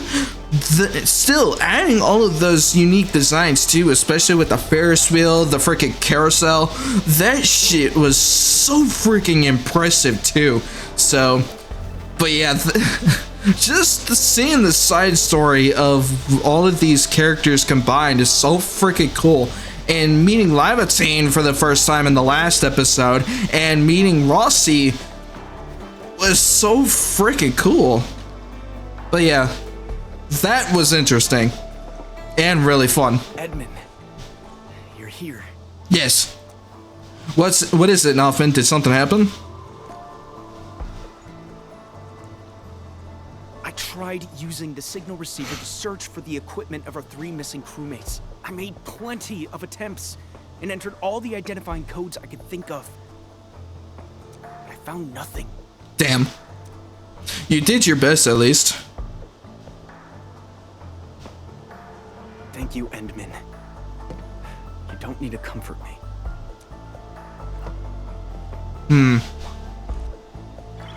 Endman, look at this. I see a signal. As soon as he walks out, he actually sees something. Okay. Wait, why did it disappear? Never mind. Oh, it's a weak signal. And its location should be somewhere around the mountain path. I mean, it's a weak signal, so it's there, but it only shows up for a short period of time. These writers are pretty good at writing these character stories. Kudos to them. Hell yeah, for sure. Let's get the signal data and give it to Fiona. But yeah, they're really freaking good about this. And that's why I enjoy Arknights Endfield, because the story, it brings me out of this. And it's so freaking cool. I freaking love the story in this game so far. And even the side quest has its own importance too, to some degree.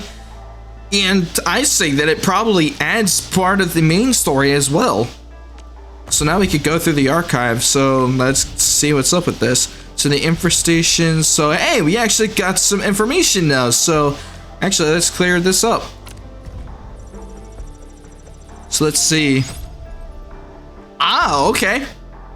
So the search and rescue report on the missing personnel at the infestation. So let's see.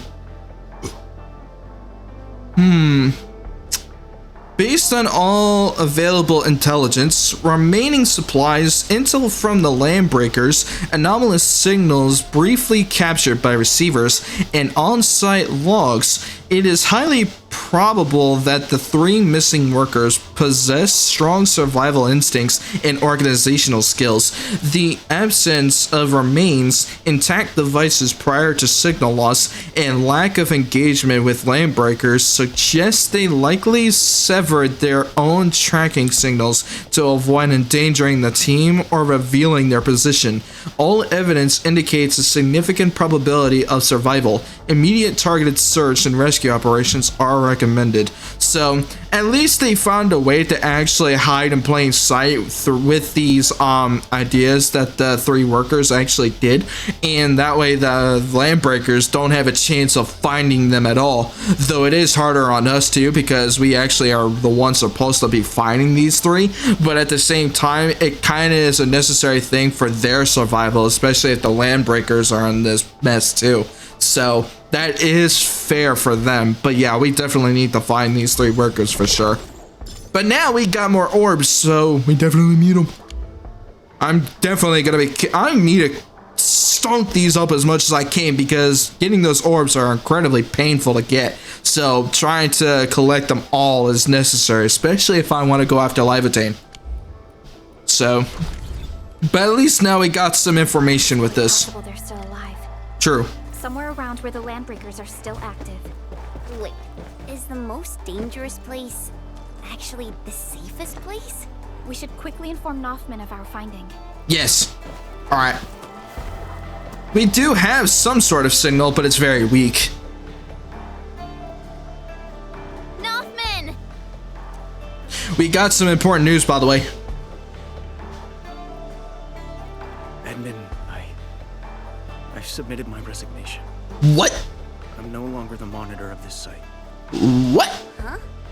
Why? That's so sudden. Why did you... All the things I've been through make me realize I'm not cut out for this job. And I almost screwed up everything, more than once. If no one had been around to help me, until the committee names a new site monitor, we'll be relying on Mr. Japan to manage this place in the interim. Nothman, my boy, you...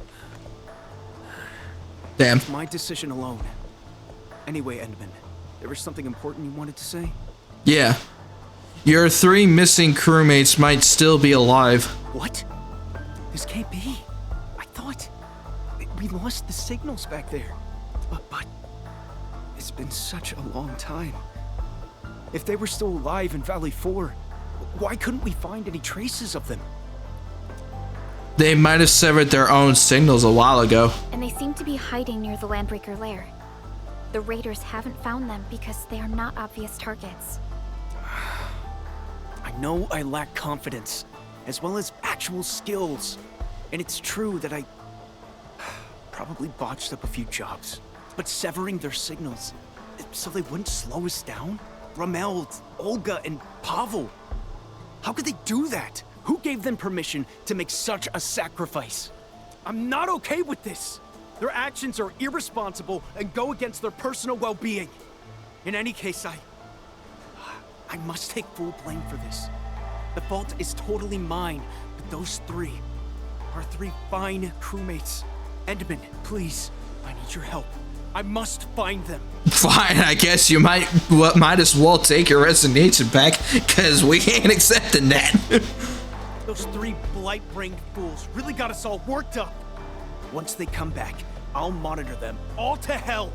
I'll get them to copy the UWST Valley 4 emergency manual 1,000 times. Yeah, that's right. These three damn fools got us all worried for ages. We gotta drag them back and teach them a real lesson. We'll give them toilet duty for a month. That's right. Let's drag those little brats back home. I'm interested in your emergency manual. Give the orders, Nothman. The crew will find them. True. That guy is hard on himself as I am. I mean, if you know that you screwed up, then you can at least admit that your mistakes are there. And sure, pushing yourself hard on that like that is kind of not necessary, but at least if it helps you motivate yourself to do better for the future, then that's all that matters. So as long as he can improve himself even more in the future, then technically he doesn't need to send a resignation, because sure, we're humans, we all make mistakes, but at the same time, you gotta have to at least make some accountabilities for your own actions. But hey, people make mistakes, that's fair. So as long as we can find a ways to actually help ourselves out in the future, then that's all that matters. But yeah, I definitely agree. We need to get our team. We need to get our three back. Okay, so find out about Elfman's plans. Where the hell is he? Oh, he's back here. Whee! The signal we found was very weak, but we can amplify and max out the signal receiver on the watchtower. We can take characteristic encoding from our previous records and pinpoint their location. What should I do?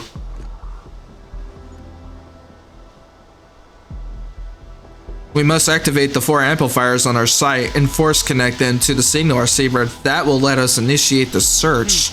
Ah, I see now. We'll divide the crew into 4 teams and work with you. Once we're done with the changes, the signal receivers will be unlocked, so you'll be able to use it then. Amplifying with 4 amplifiers at the same time for a signal search, it's something we've never done before, but it is our only way to trace and pinpoint the source in the signal. So at least that way we can find out some ways to kind of get this signal stronger, so that way we don't lose the signals very easily. So that's fair. Have faith in everyone. Yeah, time to bring our friends back. I agree. We definitely need to do it quick though, because I feel like that if they are still alive, then it's gonna be a little harder to find out if they're alive or not. Because technically we're just doing this on a kind of a whim here. Holy hell. Okay, so there's a lot here. Let's see. Can I do this right? Think. Yeah, okay. That works. Nice, so that's 1 repair job done. And we got 3 more, by the way, so there's 2 more. Signal receiver power is approaching 75% of threshold. Good. Roger that. We're all set and ready. So we got 2 more locations. Amplifier unit 2 activated. Signal receiver power is approaching 80% of threshold. Good. Work is done here.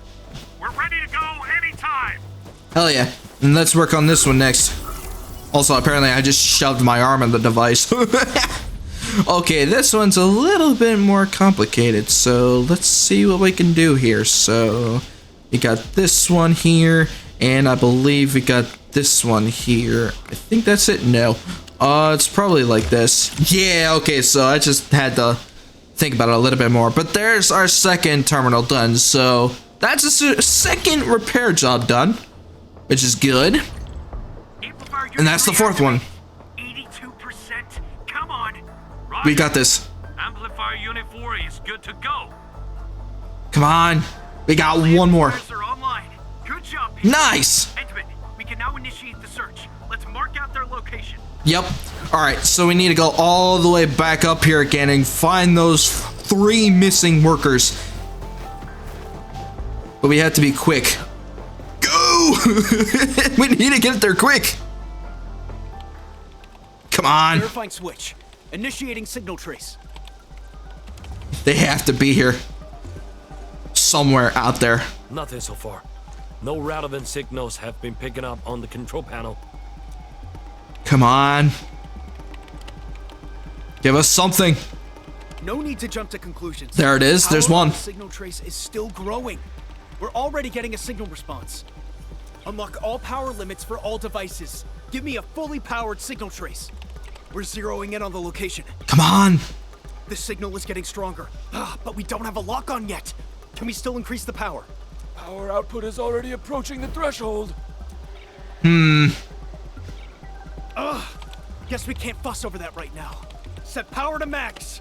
3, 2, 1. Here we go. Come on. Give me something good. Come on, come on, come on. We did it! We found the signal coordinates. It's the final section of the mountain path leading to the origin load spring. Oh, okay, so it's actually near the beginning. Good, so we actually found them. Oh, we can actually get there. We can get there. All right, so it's actually near the origin load spring, so we can actually get there in time. Now, I'm hoping to God that they're alive, so they're right at the beginning of the origin load spring, so now we have to get back there somehow. The best way to do that, I think we can go through it backwards, but I'm not sure. So we're gonna try to get there backwards and see if we can find them. If not, then we're gonna have to take the entire route all the way around. Or if I'm smart enough, I could just use... Good thing I saw that edge there. Okay, first let me go take care of these lane breakers.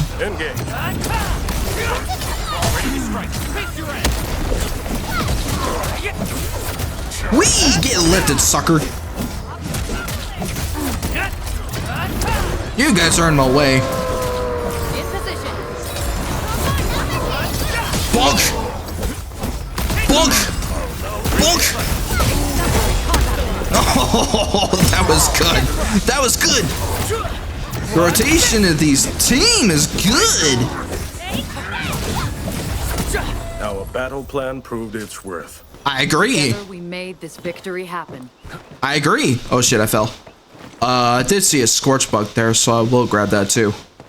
Yoink. Gimme. Gimme! I want this too. Let me see how good this one is.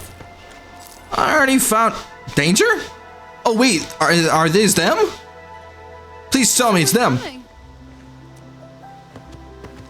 No fucking way. Boy, we found him. We actually found them. No way.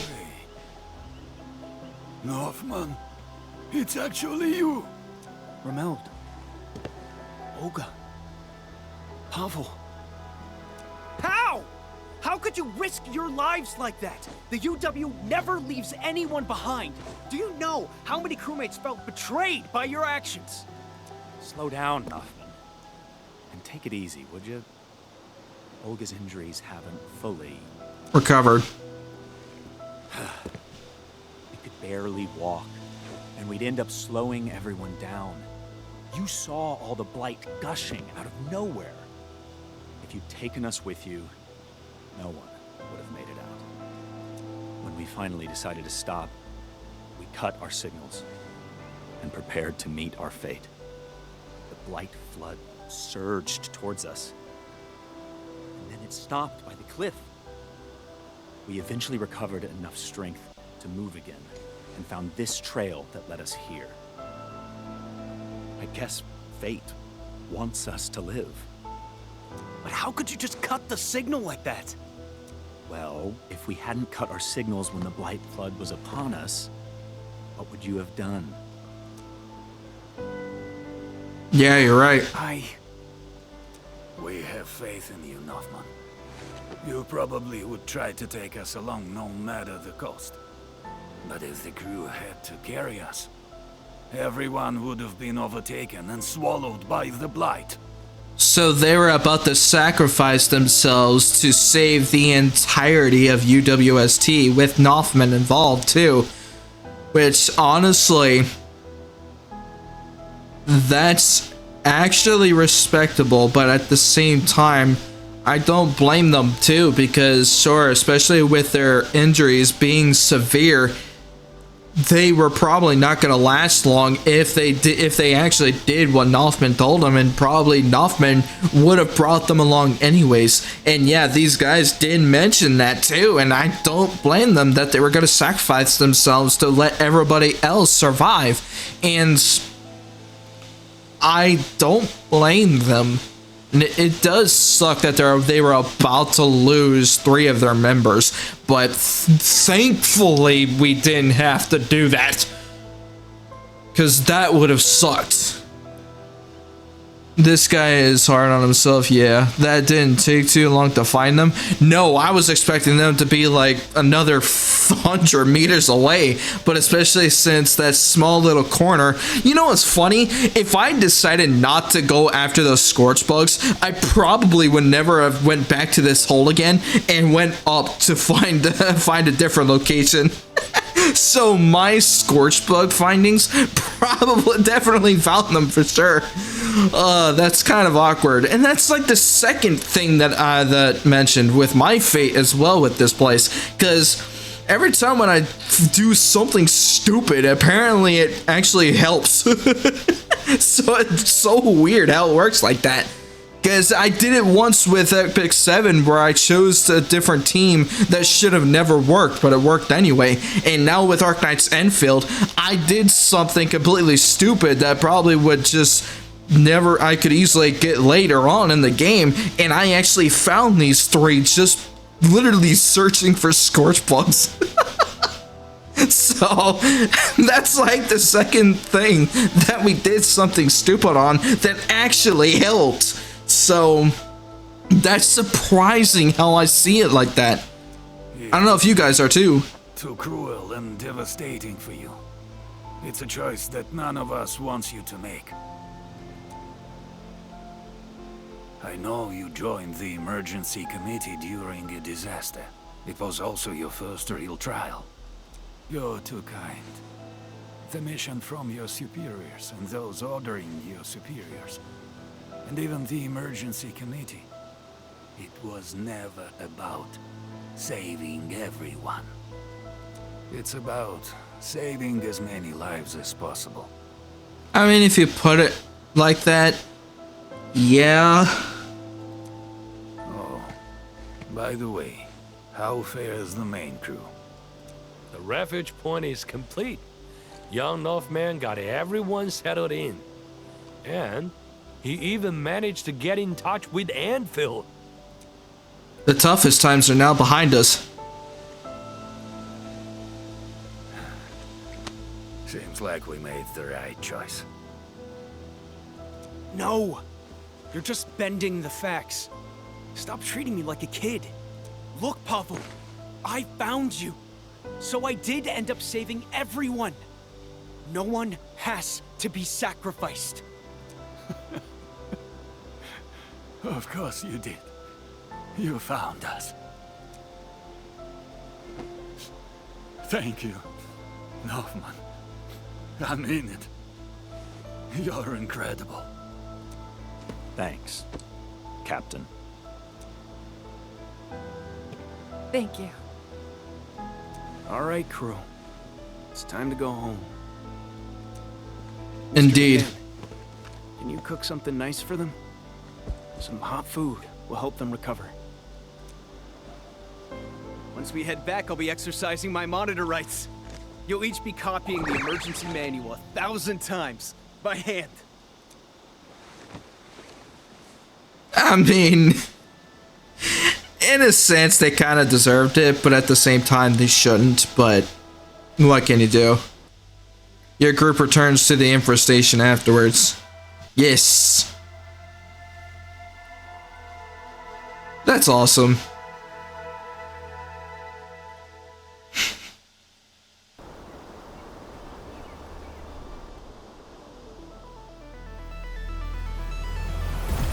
Nice! Everything gets upgraded. Look at that! Look at this! Infestation level 4. Let's fucking go. This whole place is so cool! Oh my god, this place is even cooler. What a freaking day, man. That's awesome. Nice visual upgrades. I know, that's the one thing that caught my eye with this game too. Especially with the amount of upgrades that we've been getting. A new invasion alert has been detected by the early warning terminal. Uh-oh. So it means that there's some possible bosses for... This area is subject to possible attacks. Oh shit. So... Uh-oh. That's not good. Oh, that means that there's possible boss fights and landbreakers coming by, even though we never did level 1. Oh, that's because I didn't do it yet. I didn't start this when I entered through this place. I just ignored it the entire time. But hey, at least now we can actually start doing these terminals a little, probably a little later before we actually start the main story too. So, but yeah, this was one hell of an ending, guys, because what a way to end off on Rossi's side story and also helping the infestation to kind of rescue their 3 workers out here too. So this is so freaking good. Like, with these side stories, they're important as they are with just not, it's not just the main story that's important. The side stories and the side quests are also important too. Everything has a lot of involvement with this game too, and that's what I appreciate with this game, because no matter what, obviously Arknights Endfield is not fit for everybody, and that's completely fair. So with how I enjoyed this game, I am pretty much dedicated with this game almost every single day. So at least for the logins, I am obviously dedicated every single day with this game. So, but with how the story's involvement and the character development is throughout the games, it's so freaking good. And I just enjoyed the small details here and there, especially with the amount of small things that we saw. And also, we just saw some of the visual upgrades with this game too, like the infestation, our core area, like all of the other areas that we went through too. Like, this game has so much more involvement, and even though this game just came out a couple of months ago, and it's still being developed after just a few months, and it's so freaking good. And I want to keep this game running because I want to continue this game for sure. So we're definitely going to be playing the main story for tomorrow, so we're definitely going to be doing that. But by the time you guys see this, it's going to be next Sunday, where I'm going to be out of town because I will actually be in a bowling tournament after this, or yeah, after Saturday of this week. So we got a lot of good things going for this game. So I wanted to thank you guys for joining me on this journey, because we definitely need to keep continuing Arknights Endfield with the main story too. So with the side stories, at least we found a couple of good ones, and I will not skip out on those side quests because they are really freaking good. Especially, sure, they're giving me rewards, but at least for me, I love story. And when it comes to lore building too, it's so freaking fantastic to see all of the development that we have been seeing throughout this game, and it's just worth it. I really wish I was a sponsor or a spokesperson for this game, because this game is fucking great. but hey, at least with how Griffline made this game so far, they've been freaking killing it so far, and we're not even close to finishing this game yet, because we still got to get to the end game part, and also especially since there is more story involved too, so we're definitely going to keep continuing that. Also, I need to get some of my stuff in my backpack too, because I forgot to get that earlier. There we go, much better. But yeah, I need to go back to Dijon so that way we can save. Whoops. Okay, now let me get through the reception room. But yeah, this game is freaking great, and I love seeing all of the other people's opinions about this game too. And yeah, obviously Arknights Endfield is not meant for everybody, and that's completely fair. So everybody has its own gripes with this game too, which I could definitely see. Like, some people say that the gacha system is funky, or the combat's kind of finicky and it's choicey when it comes to its combat placements and stuff like that. Like, everybody has their things, and especially since this game is still fairly new and it's going through its development, yeah, obviously you're gonna see some opinions here and there that that should be criticized to the point where this game's future development will be evolved over the months, and this game continues to grow. So this is so freaking good, and I will continue to keep playing this game because it is so freaking good. But yeah, let me get my stuff in here and we are good to go. So yeah, I do appreciate you guys for joining me on this, and Arknights Endfield is one hell of a freaking game, because holy shit, I just like seeing the way our characters are being developed here, and just going through the environments in this game too is just freaking crazy too. So a lot of things has been freaking cool over this game. But yeah, thank you guys so much for joining me. I appreciate you guys for being here. If you guys want to see more streams in the future, then definitely don't hesitate to follow me on Twitch, because we're working towards our goal of reaching 200 shadows by the end of May, and if it happens sooner, then I really appreciate you guys for that. And also go check out my YouTube as well, because we are definitely doing some new stuff around there too. So I appreciate you guys for hanging out, and yeah, we definitely got a lot of good stuff for us this week. So thank you guys so much for joining me, and hopefully you all have a wonderful night. Goodbye.